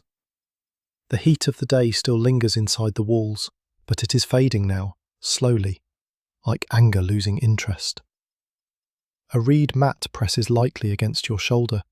Somewhere nearby, a jar of water sweats in the night air. The room smells of clay plaster, wool, old smoke, and herbs hung from a ceiling beam. Outside, the city has thinned into fragments of sound. A dog barks once, then stops. Sandals pass along a lane. A baby stirs in another house and is soothed by a tired voice. From the temple district, no great hymn rises now, only the low murmur of watchers, guards, and late attendants moves through the dark. The stars are hidden by the roofline, yet you feel them above, patient and unreadable. Sleep approaches like a second country. In ancient Mesopotamia, dreams could carry serious meaning. That is the mainstream fact beneath this quiet room. Texts from Mesopotamia preserve prayers, dream reports, interpretations, and rituals connected with night visions. Scholars at Yale, Oxford, Chicago, and the University of Pennsylvania have studied how dreams could be treated as messages from gods, warnings about danger, or revelations requiring expert interpretation. Sleep was not merely rest, it was a border where the invisible might step closer. That border is open now. You feel yourself drifting. The body loosens first. The hands forget their tasks. The eyes close. But the inner world brightens in its own strange way. A doorway appears in the dream, taller than any door in your house. Its frame is made of dark wood, wet as if taken from river water. Beyond it lies a courtyard you know and do not know. Familiar walls stand under unfamiliar stars. A figure waits there. You cannot see the face clearly. The dream does that annoying thing where everything important remains slightly turned away. The figure may be a god, an ancestor, a priest, a memory, or only the mind dressing fear in ceremonial clothing. It lifts one hand. You expect speech. You prepare yourself for command, warning, comfort, judgment, anything that can be carried into morning. The figure opens its mouth. No sound comes. The silence inside the dream is different from waking silence. It is thicker, almost material. It presses against the ears. It fills the courtyard. It lies across the stones like water without reflection. You try to ask a question, but your own voice fails too. Dream logic steals words with the casual cruelty of a tax collector. The figure turns away. You wake before dawn, with your heart moving hard. For a moment, the house is only darkness and breathing. Then the room returns in pieces. The jar, the mat, the beam, the faint grey near the door. Your throat is dry. You remember the dream with painful clarity, except for the part that matters most. Was the figure divine? Was the silence a refusal? Was it a warning? Was it nothing at all, produced by worry, poor digestion, and a city full of rumours? Ancient people asked such questions with real urgency. A dream might lead to ritual action. It might be reported to a priest or interpreter. It might be dismissed, feared, repeated, or reshaped as it passed from mouth to mouth. A king's dream could become a political matter. A private dream could trouble a household for days. Night visions carried weight because they arrived without permission, from a place no waking authority fully controlled. At dawn, you go to an interpreter. The room is small and smells of wax smoke, dried plants, and dust warmed by early light. The interpreter listens carefully, or appears to, which may be half the profession. He asks whether the figure stood to the right or left. He asks what colour the doorway was. He asks whether water appeared. He asks whether you felt fear, reverence, hunger, or sickness. Dreams are not single images to him. They are arrangements of signs. You describe the silent mouth. He does not answer at once. That pause feels almost worse than the dream. A quirky fringe tidbit hovers near this ancient practice. Some modern dream enthusiasts imagine that Mesopotamian priests used sleep chambers to contact higher beings through controlled visions. There is evidence across ancient cultures for incubation practices where people sought dreams in sacred contexts, though the details vary by place and period. But the more extravagant claims about perfected dream technology remain speculative. Humans have always wanted sleep to be a telephone, preferably with better reception than waking life. The interpreter finally speaks in careful phrases. He does not declare disaster. He says, silence may mean delay. It may mean the message is sealed. It may mean purification is needed before understanding can arrive. It may mean the dreamer must make an offering, recite a prayer, or avoid a decision for a set number of days. His voice is gentle, but you hear the uncertainty underneath. He is building a bridge across fog with polished words. You leave with instructions. Wash. Offer. Wait. Listen again. The city brightens around you, but the dream remains like a dark stone under the tongue. People move through streets carrying grain, fish, baskets, wood, gossip, and fatigue. Their faces are ordinary. That ordinariness feels unfair. How can the world look the same when a figure has opened its mouth in sleep and given nothing back? Yet everyone carries some hidden night inside them. You simply cannot see most of them. The scholarly debate around dreams in Mesopotamia remains layered. Some researchers emphasize divination, where dreams functioned as signs to be interpreted by specialists. Others study dreams as literary devices in myths and royal inscriptions, shaping authority and sacred legitimacy. Another approach examines personal religion, where dreams may reveal the intimate anxieties of individuals seeking help. The sources do not reduce easily. A dream can be message, story, symptom, and memory together. That is why the silence of dreams matters. When gods speak in sleep, the human heart wakes with purpose. When gods do not speak, sleep becomes a mirror. Perhaps the silence belongs to the divine. Perhaps it belongs to the dreamer. Perhaps the mind has entered the sacred chamber and found only its own echo walking barefoot across the floor. That possibility is quiet, and deeply unsettling. You return to the temple later with a small offering, not grand, not enough to trouble an administrator's tablet. A little grain, a little oil, a whispered promise. The priest receives it with professional tenderness. He has seen many faces like yours. People come after dreams with hope, shame, fear, and complicated stories that begin confidently and then fall apart in the middle. He does not mock you. Ancient religion knows the night is serious. In the sacred space, incense rises again. You watch it curl toward the ceiling, thinning into air. The dream figure returns to your mind, its silent mouth, its turned face, its hand raised in a gesture that might have been farewell, warning, blessing, or simple dream nonsense wearing a very impressive robe. You almost laugh, but do not. Instead, you listen. Nothing arrives. Still, the listening changes you. The dream no longer feels like a failed message only. It becomes part of the larger, quiet settling over the city. Kings search omens, priests wait at dawn, scribes preserve absence. Households continue their offerings. Now the sleeping mind joins them, entering night with the same question carried through waking streets. Is anyone there? Is anyone speaking? Have we forgotten the language? Even silence in dreams has texture. It can be heavy with refusal. It can be tender with hiddenness. It can be empty. It can be mercifully blank, allowing the exhausted mind to rest. Not every quiet is a wound. Sometimes the gods do not speak because the body needs sleep more than revelation, which is a sensible divine policy, honestly. Night comes again. You lie beneath the roof, listening to the city fade. The mat scratches your skin. The water jar waits beside the wall. Somewhere beyond the house, a temple lamp burns in a guarded room. You fear the dream will return. You hope it will return.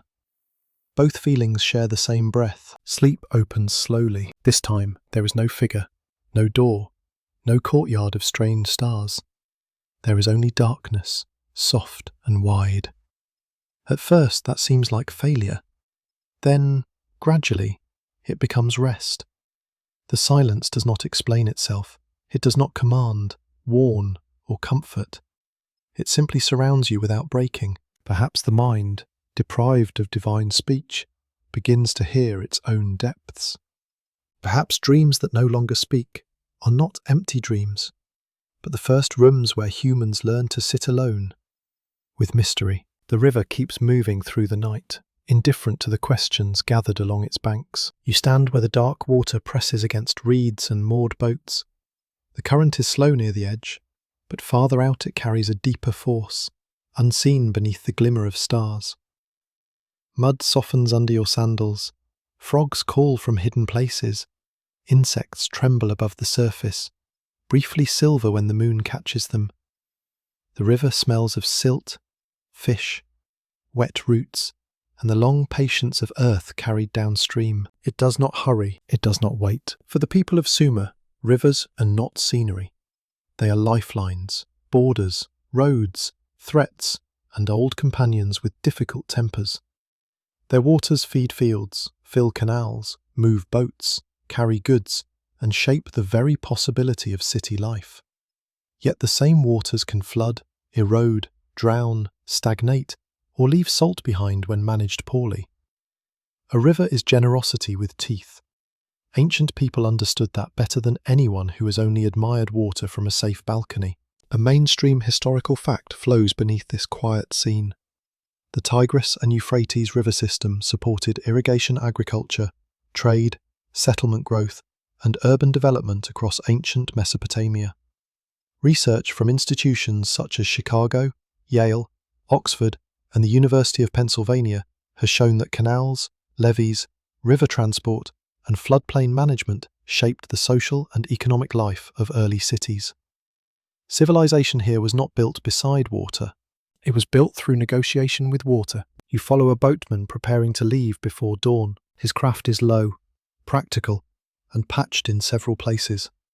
Bundles of reeds, jars of oil, sacks of barley, and a sealed basket rest inside.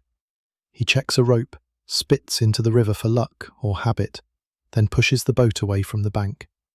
The pole slides into mud, bends slightly, and releases. The boat drifts into the current with a soft scrape.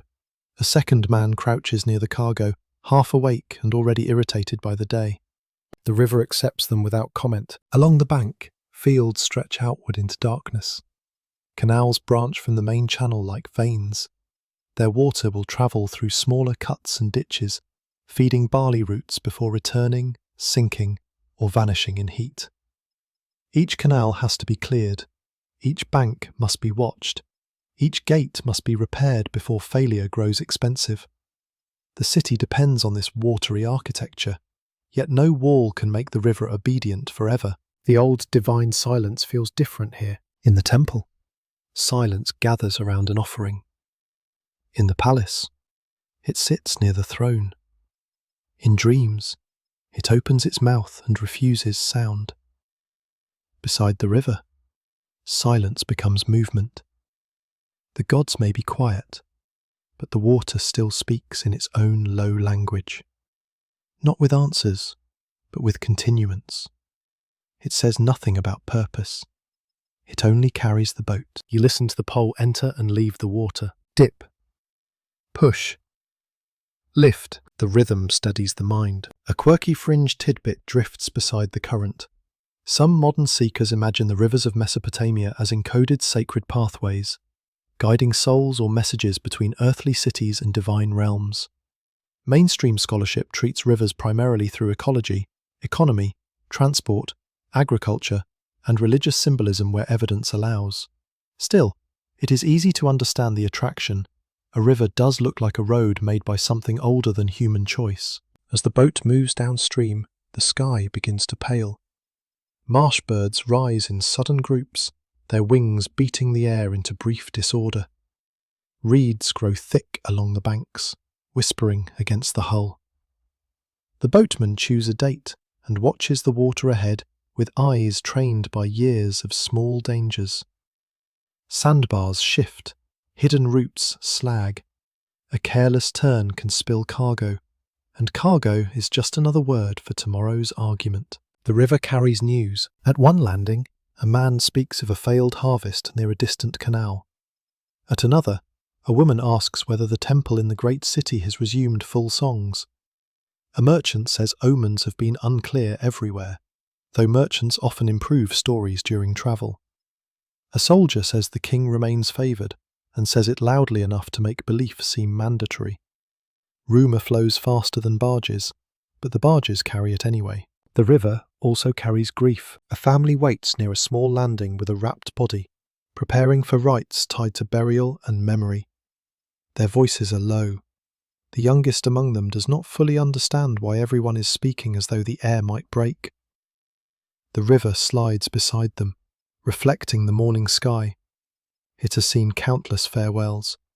It keeps none visibly, which may be mercy or indifference. Ancient Mesopotamian views of death were complex, and the dead were believed to continue in a dim underworld where proper care and remembrance mattered. Scholars have studied burial practices, funerary offerings, and texts that reveal concern for ancestors and the unsettled dead. This fact changes the riverbank. Water is no longer only water, it is part of a landscape where the living feed, bury, remember, and fear the consequences of neglect. The boat passes another city by late afternoon. Its walls rise from the plain with the same baked colour as the earth. Smoke lifts from ovens. A temple platform catches the sun. Children shout near the water steps.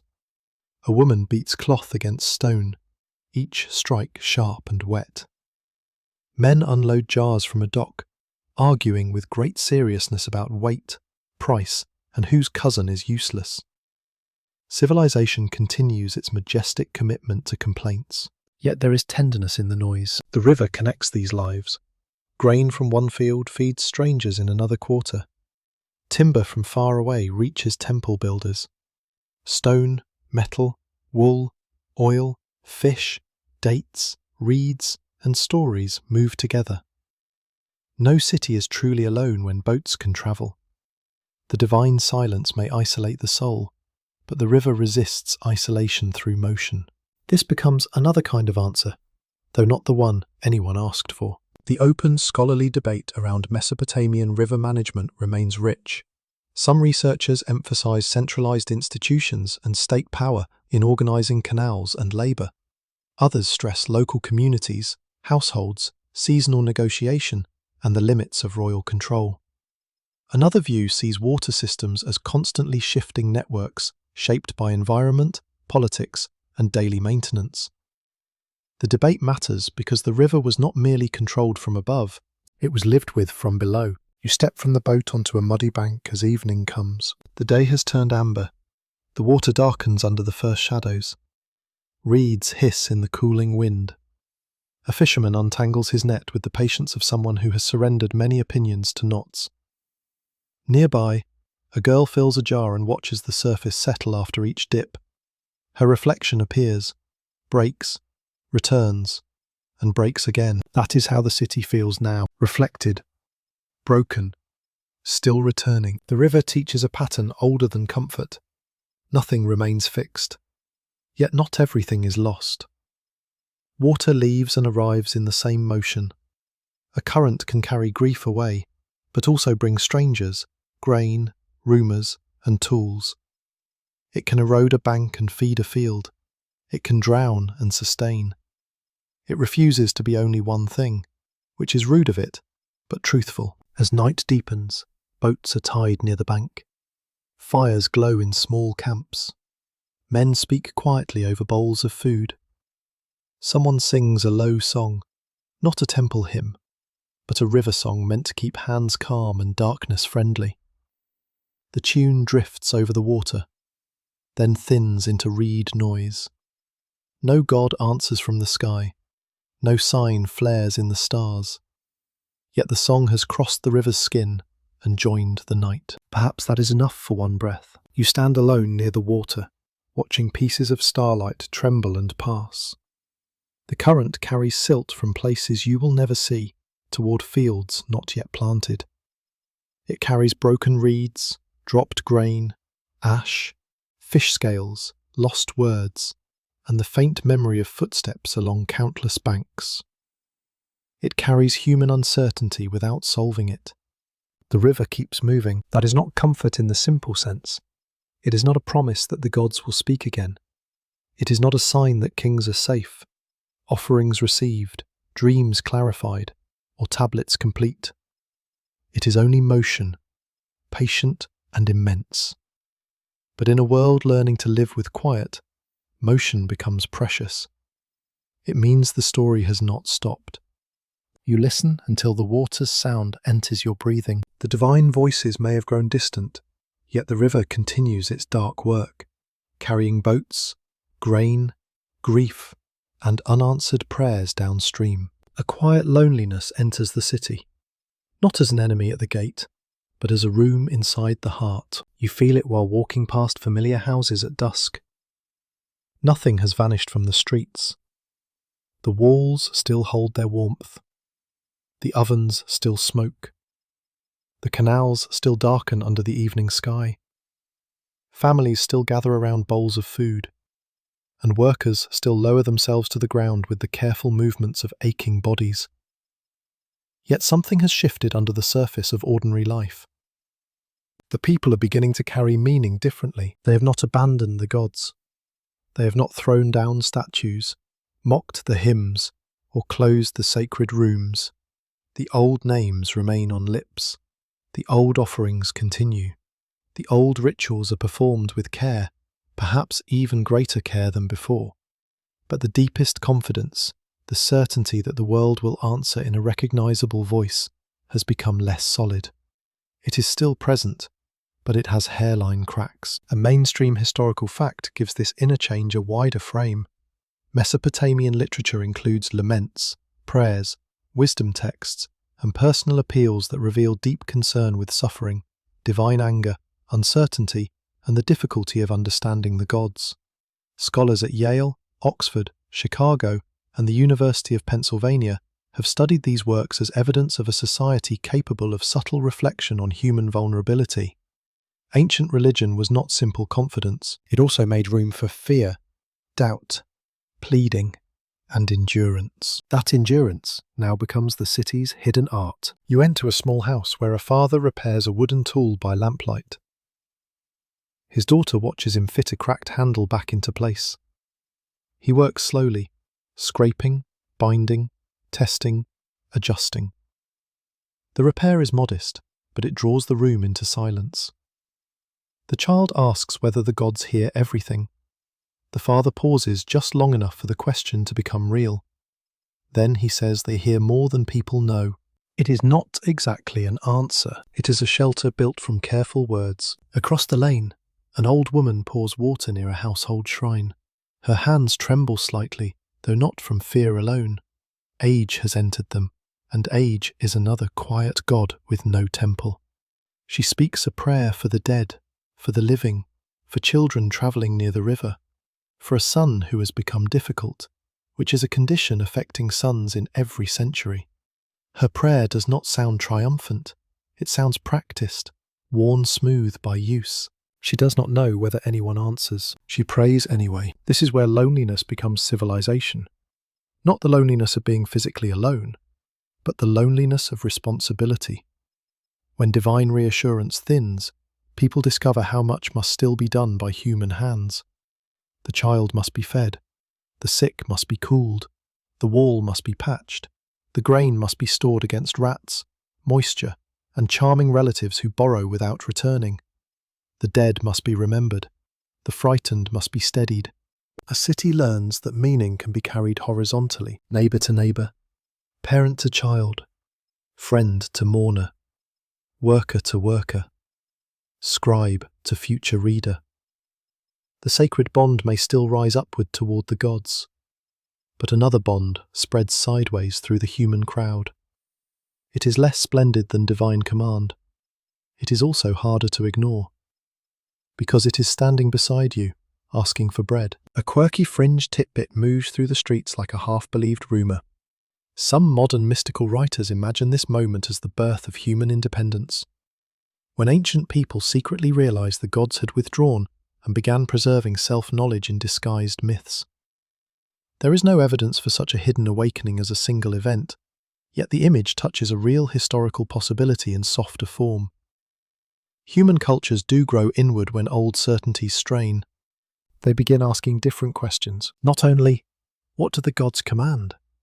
Also, how should a person live when command is unclear? Not only, what offering will restore favour?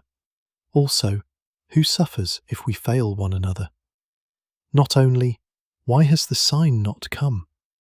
Also, what can be done before sunrise? These are dangerous questions, because they move authority into the human chest. You sit near a courtyard where several families share food during a difficult season. No grand ritual is being performed. No priest supervises the meal. A pot is opened, bread is divided, and portions are made smaller so another person may eat. The scene is ordinary enough to disappear from royal inscriptions. Kings rarely boast, with proper majesty, that someone's aunt shared lentils during a grain shortage. Yet such acts keep cities alive more quietly than monuments. The divine silence has not destroyed compassion. Perhaps it has made compassion more visible. In a workshop, a young apprentice ruins a vessel. The clay collapses on the wheel, folding into itself like a tired animal. His master inhales sharply, preparing a lecture known in every craft tradition since the beginning of mistakes. Then he stops. The boy looks frightened, not because of the pot, but because his family needs the apprenticeship. The master pushes fresh clay toward him and says to begin again. No omen confirms this mercy. No god speaks from the rafters. The decision belongs to a human being. The scholarly debate around ancient Mesopotamian wisdom and personal piety remains layered. Some researchers see these texts as expressions of submission to divine will. Others emphasize their honest struggle with injustice and suffering. Another view explores how personal prayers and wisdom reflections gave individuals language for private anxiety within a public religious system. The evidence suggests that ancient people did not merely obey cosmic order. They wrestled with it, patiently, and sometimes painfully. That wrestling deepens the silence. A person can endure a silent God more easily if the silence is explained. Anger, impurity, delay, hidden wisdom, ritual error. Any explanation gives the mind a handle. But when explanations multiply and none becomes final, the heart faces a wider solitude. Perhaps there is no single cause visible from earth. Perhaps the divine mind is not available for inspection. Perhaps humans must act before they understand. This thought moves slowly through the city. It touches the king, who must decide without perfect omen. It touches the priest, who must perform rites without full reassurance. It touches the scribe, who must record gaps honestly. It touches the mother, who must comfort a child in darkness. It touches the labourer, who must lift the basket, though heaven has not clarified the purpose of mud. It even touches the child. At night, the child lies awake, listening to adults speak in low tones. She hears enough to know the world is uncertain. She also hears a hand smoothing a blanket over her shoulder. That gesture becomes her first theology of trust. Not because it explains the gods, but because it says she has not been left entirely alone. The city's loneliness is therefore not empty. It is filled with small obligations. You walk toward the temple as stars gather above the rooftops. The building still rises in solemn authority. Lamps burn in upper rooms. Priests move like shadows across a threshold. Songs may still be sung there, and perhaps they still matter deeply. Yet below, another sacred geography has appeared. Doorways, bedsides, workshops, ovens, and shared bowls have become places where meaning is repaired. The silence has widened the human world. That widening feels both frightening and tender. People who once depended on constant divine reassurance now begin to recognize their own fragile power. They can wound. They can protect. They can lie. Share. Abandon. Remember. Repair. And begin again. None of this makes them gods. It makes them responsible, which may be more difficult. A wind moves through the lane, carrying the smell of smoke and river damp. Somewhere, a woman sings a child to sleep. The melody is simple, almost without shape, but it fills the room where it is needed. It does not solve famine, politics, omens, or the silence of high heaven. It does one smaller thing. It keeps fear from being the only sound. That is how a civilization learns loneliness. Not in one grand revelation, but through repeated evenings when people discover that life still asks them to answer one another. The gods may be quiet. The sky may remain unreadable. The temple flame may tremble without message. Yet a hand reaches for another hand in the dark. And for a moment, the silence is not gone, but shared. The tablet rests again in darkness, wrapped not in mystery alone, but in ordinary museum cloth. You stand far from the river plain now, in a room where silence is controlled by architecture, policy, and padded drawers.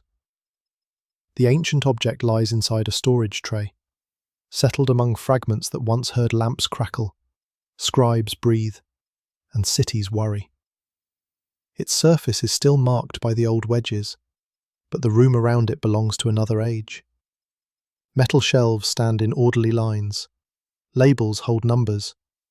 The air is dry enough to make time behave itself, at least in theory. The clay has become an artifact. That word is useful, but thin. An artifact sounds like something finished, something classified, something safely removed from the heat of human fear. Yet the tablet is not finished. It continues to disturb. It carries marks made by a hand that never imagined this storage room, this electric quiet, this careful temperature, this distant reader bending over it with a pencil and a question. The tablet has changed worlds without moving much at all. A mainstream historical fact belongs here with quiet force. Thousands of cuneiform tablets from Mesopotamia survive today in museums, universities, and research collections around the world. Many recovered from archaeological excavations or older collecting histories. Scholars at institutions such as the British Museum, the University of Pennsylvania, Yale, Chicago, Oxford, and Harvard continue to catalogue, conserve, photograph, translate, and reinterpret them. The clay archive is vast, but still incomplete. and its brokenness shapes everything known from it. That incompleteness is not a flaw in the story, it is the story. You watch a curator slide open a drawer. The sound is soft, almost ceremonial, though the curator would probably deny that and say it is just good storage equipment. Inside, small boxes hold tablets wrapped or nested in support materials. Some are administrative, some are literary, some are copies of older works. Some are too damaged to speak clearly. Each one has survived by accident, care, destruction, burial, recovery, and classification. The tablet of silence lies among them like a sleeping animal. A catalogue card gives its basic facts. Material, clay, script, cuneiform. Language, Sumerian or perhaps a later copy in a learned tradition. Condition, fragmentary. Provenance, if known. Period, proposed with caution. The card is precise, and precision is necessary. Without it, the past becomes fog with footnotes. Yet no card can say that a broken phrase once made someone wonder whether divine speech had ended. The drawer is a small underworld. Objects rest there without sunlight.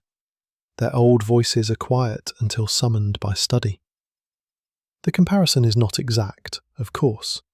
Museum storage is far better organised than any underworld, and probably has fewer demons, depending on the budget meeting. Still, the feeling remains. These things have crossed from use into memory. They are dead tools that still work in the mind. A quirky fringe tidbit follows such storage rooms with theatrical enthusiasm. Some conspiracy-minded storytellers claim museums hide tablets that would reveal the true departure of ancient gods, locked away from public view. In reality, many tablets are unpublished because collections are enormous, specialists are few, fragments are difficult, and conservation takes time. The truth is less cinematic, but almost more haunting. The past is not hidden by one villain, it is hidden by scale, damage, language, and dust. You look at the tablet again beneath a study lamp. Its edges are uneven. A corner is missing. One line breaks where the clay has flaked away. Another line survives only in shallow impressions, as though the words are retreating from sight. The marks cast tiny shadows. Each shadow is a reminder that writing is also sculpture, not ink floating on a page, but pressure shaped in earth. The hand of the scribe is gone. The pressure remains. This is where the tablet returns to darkness in another sense. Not merely the darkness of a drawer, but the darkness of interpretation. You can translate many signs. You can compare phrases. You can reconstruct missing words with brackets in a scholarly edition. You can identify genre, date, parallels, and ritual setting. All of this matters deeply, yet the final inner moment remains veiled. What did the original listener feel when the line was spoken? What did the scribe believe he had preserved? What fear trembled behind the phrase? The clay does not confess. An open scholarly debate surrounds objects like this one. Some researchers emphasize their textual value, reading tablets as witnesses to literature, religion, language, and administration. Others stress their archaeological context, asking where each tablet was found, with what objects, inside what building, and under what conditions. Another approach examines collecting history, museum ethics, and the movement of ancient objects into modern institutions. These debates matter because the tablet is never only a text. It is also a travelled body. A travelled body can lose its landscape. Without its original room, shelf, basket, courtyard, or ruin layer, the tablet becomes both clearer and lonelier. Clearer because scholars can study it under perfect light. Lonelier because the sounds around it are gone. No reed mat rustles. No offering smoke thickens the air. No scribe argues with a student. No priest waits outside a sacred door. The object remains, but its weather has vanished. Museums try to restore some of that weather through description. A display case may show a map of Mesopotamia, photographs of excavation sites, drawings of temples, translations of a few lines, and a note about scribal culture. Visitors pass slowly or quickly, depending on fatigue, interest, and whether lunch is becoming urgent. Some glance and move on, some stop. One person reads the label twice, another leans close, surprised by how small the tablet is. Small things can be rude to expectation. You stand among these visitors, watching their reflections drift across glass. The tablet sits still, but faces move over it like passing ghosts. A child asks why people wrote on mud. An adult explains that clay was available and durable. The answer is correct, but incomplete. People wrote on clay because memory needed a body, because cities needed order, because gods needed praise, because kings needed monuments, because workers needed rations, because grief needed somewhere to rest, and because silence needed a shape. The tablet's cracks preserve that shape without resolving it. They refuse the clean ending that modern minds often crave. Was there a real historical crisis behind the text? A lost ritual? A copied lament? A political disaster described as divine withdrawal? A theological meditation on abandonment? The safest answer is that the possibilities overlap, and the overlap is not weakness. It is the ancient world behaving like life, which rarely respects our categories. The tablet returns to its drawer at closing time. The museum lights lower. Footsteps fade from the gallery. A guard walks through the corridor with keys at his belt. Somewhere, a cleaning cart squeaks with the solemnity of a minor omen. The great questions of civilization share the night with floor polish, alarms, and someone checking whether a door is properly locked.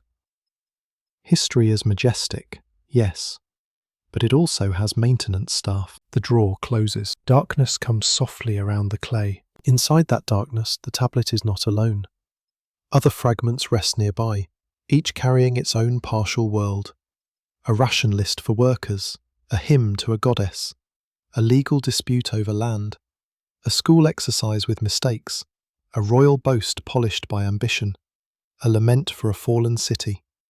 Together they form a chorus that never sings all at once. The archive is not a library of answers, it is a field of surviving questions. You imagine the tablet dreaming. Though clay does not dream, perhaps it returns to lamplight. Perhaps it hears a reed stylus again. Perhaps it feels the hand that first shaped it from river mud. Perhaps it remembers nothing. And remembering is entirely your burden. That is the strange bargain with artifacts. They endure materially, while humans supply the ache. The storage room settles into quiet. No divine voice enters. No ancient god speaks from the shelf. No final translation appears in the dark, glowing politely for convenience. The tablet remains what it has always been since its firing. A small body of earth carrying marks that outlived certainty. Yet its silence is not empty. It is dense with vanished rooms, careful hands, broken lines, and unanswered offerings. It holds the question no label can close. Perhaps the gods went quiet. Perhaps people learned to hear differently. Perhaps the clay records a ritual absence, a political wound, a poem of disaster, or the first outline of human solitude. The tablet does not choose. It returns to darkness, and the darkness keeps every possibility breathing. The silence inside you is older than the room where you are listening. It does not belong only to ancient clay, distant temples, broken offerings, or river cities softened by dust. It has followed you quietly through the story, taking different shapes as the night deepens. At first it seemed to rest beneath museum glass. Then it moved through courts, canals, dreams, numbers, markets, and storage drawers. Now it sits closer, no longer outside you as an ancient subject, but within you as a familiar stillness. You know this silence. You have met it in unanswered questions, in rooms after a difficult conversation, in the moment before sleep when the mind stops pretending it is busy. You have met it when hope waited for a sign, and the world continued with almost insulting calm. You have met it when something cherished did not explain itself, when a door closed gently, when a prayer, wish, apology, or longing seemed to enter the air and disappear. Ancient Sumer is far away. The feeling is not. A mainstream historical fact gives this final inward turn its footing. Mesopotamian laments and prayers show that ancient people could express uncertainty, sorrow, divine distance, and the search for reassurance with remarkable emotional depth.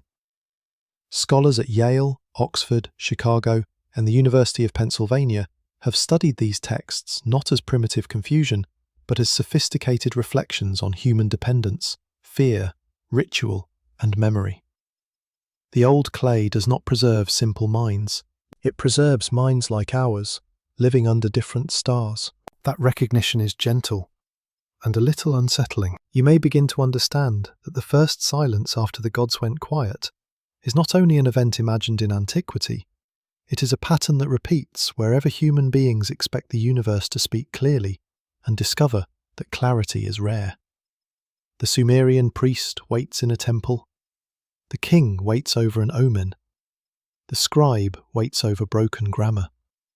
The mother waits beside a fevered child. You wait in your own way, with your own modern instruments and private hopes. The settings change, the waiting remains. In that waiting, people create forms. They build temples, write tablets, light lamps, sing hymns, count stars, repair tools, share food, preserve fragments, and tell stories in the dark. These actions do not always bring an answer. They do something quieter.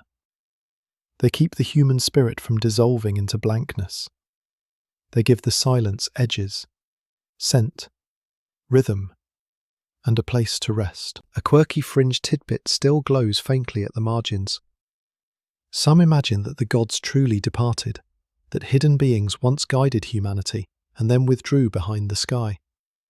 Others imagine ancient tablets as coded records of a lost age, where divine teachers left people to manage a world not fully understood.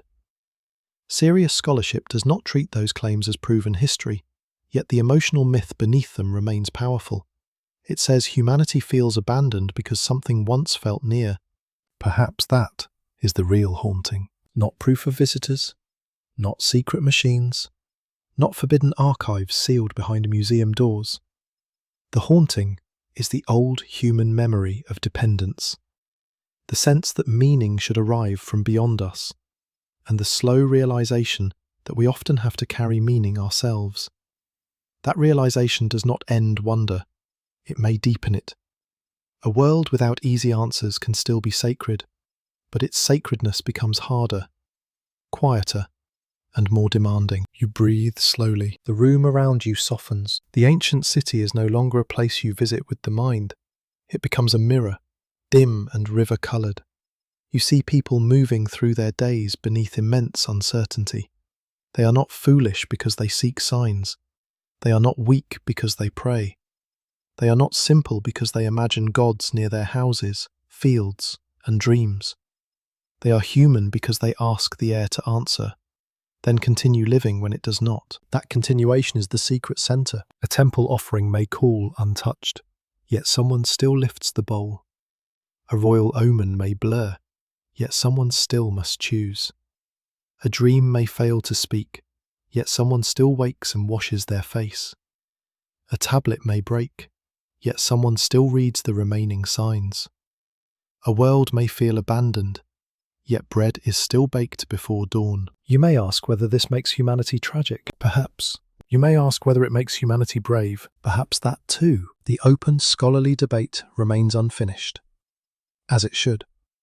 Was divine silence in ancient Mesopotamian literature mainly ritual language, political theology, poetic grief, or memory of social catastrophe?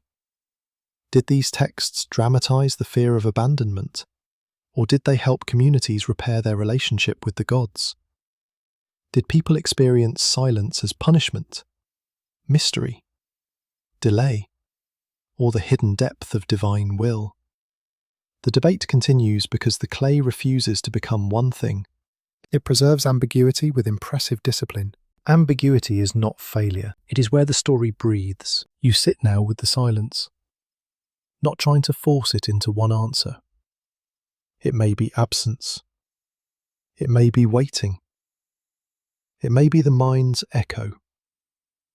It may be a door not yet opened. It may be what remains when language has gone as far as it can go. Ancient scribes pressed such uncertainty into clay. You hold it without clay, in the quiet chamber of your own attention. The old gods, whether understood as divine beings, cultural symbols, or voices of a vanished world, have become still in the distance. Their names remain in tablets and hymns. Their temples survive as foundations, mounds, plans, photographs, and careful reconstructions. Their stories continue because human beings keep returning to them, not only to learn what was believed, but to feel how belief trembled. That trembling is important. It means the past is alive enough to disturb sleep. Gently, not loudly. It means a broken tablet can still reach across thousands of years and place a question beside your pillow. It means ancient silence can become modern reflection, and modern reflection can become a softer way of inhabiting the night. So perhaps the story does not end with the gods going quiet. Perhaps it begins there. Perhaps humanity becomes most visible when the old voices fade and the hands remain. Hands that shape clay. Hands that measure grain. Hands that close a child's blanket. Hands that press marks into wet earth. Hands that open a drawer in a museum. Hands that rest now, at last, as your breathing slows. The silence inside you is not empty. It holds rivers, temples, scholars, offerings, dreams, and the faint warmth of people who lived beneath ancient skies. It holds their fear and your own, not as identical things, but as neighbouring flames. It asks nothing sharply. It only waits with you, and perhaps, somewhere beyond the last readable line, the story is not yet complete. Now let the clay settle back into the earth of imagination. Let the temple lamps grow smaller, one by one, until they become soft points beneath a wide and patient sky. The river continues, but its sound is gentle now, no longer carrying worry, only motion. Reeds bend in the night wind. A boat rope creaks once, then rests. The city lies quiet under stars that need no answer from anyone. You do not need to solve the tablet tonight. You do not need to decide whether the gods withdrew, whether people forgot how to hear, or whether silence was always part of the sacred pattern. Let the question remain where it is, wrapped in cool darkness, safe from hurry. Some mysteries are not doors to break open. Some are rooms where the mind can finally sit down. Your breathing slows with the river. Your shoulders release the dust of old cities. The scribes put away their reeds. The priests lower their lamps. The king stops listening for omens. The mother rests beside the sleeping child. Even the museum drawer is closed now, and the small clay fragment is no longer asking to be read. Only quiet remains, and the quiet is kind. It spreads like moonlight over mud brick walls, over empty courtyards, over canals, over folded cloth and cooling bowls. It reaches your room softly, without command, without judgment, without demand. You may drift now beyond the temple threshold, beyond the riverbank, beyond the last line pressed into clay. The ancient world grows dim, but not lost. It waits peacefully in the dark, where all old stories sleep. And perhaps when morning comes, the silence will feel less like absence, and more like a place where wonder has been resting. Good night.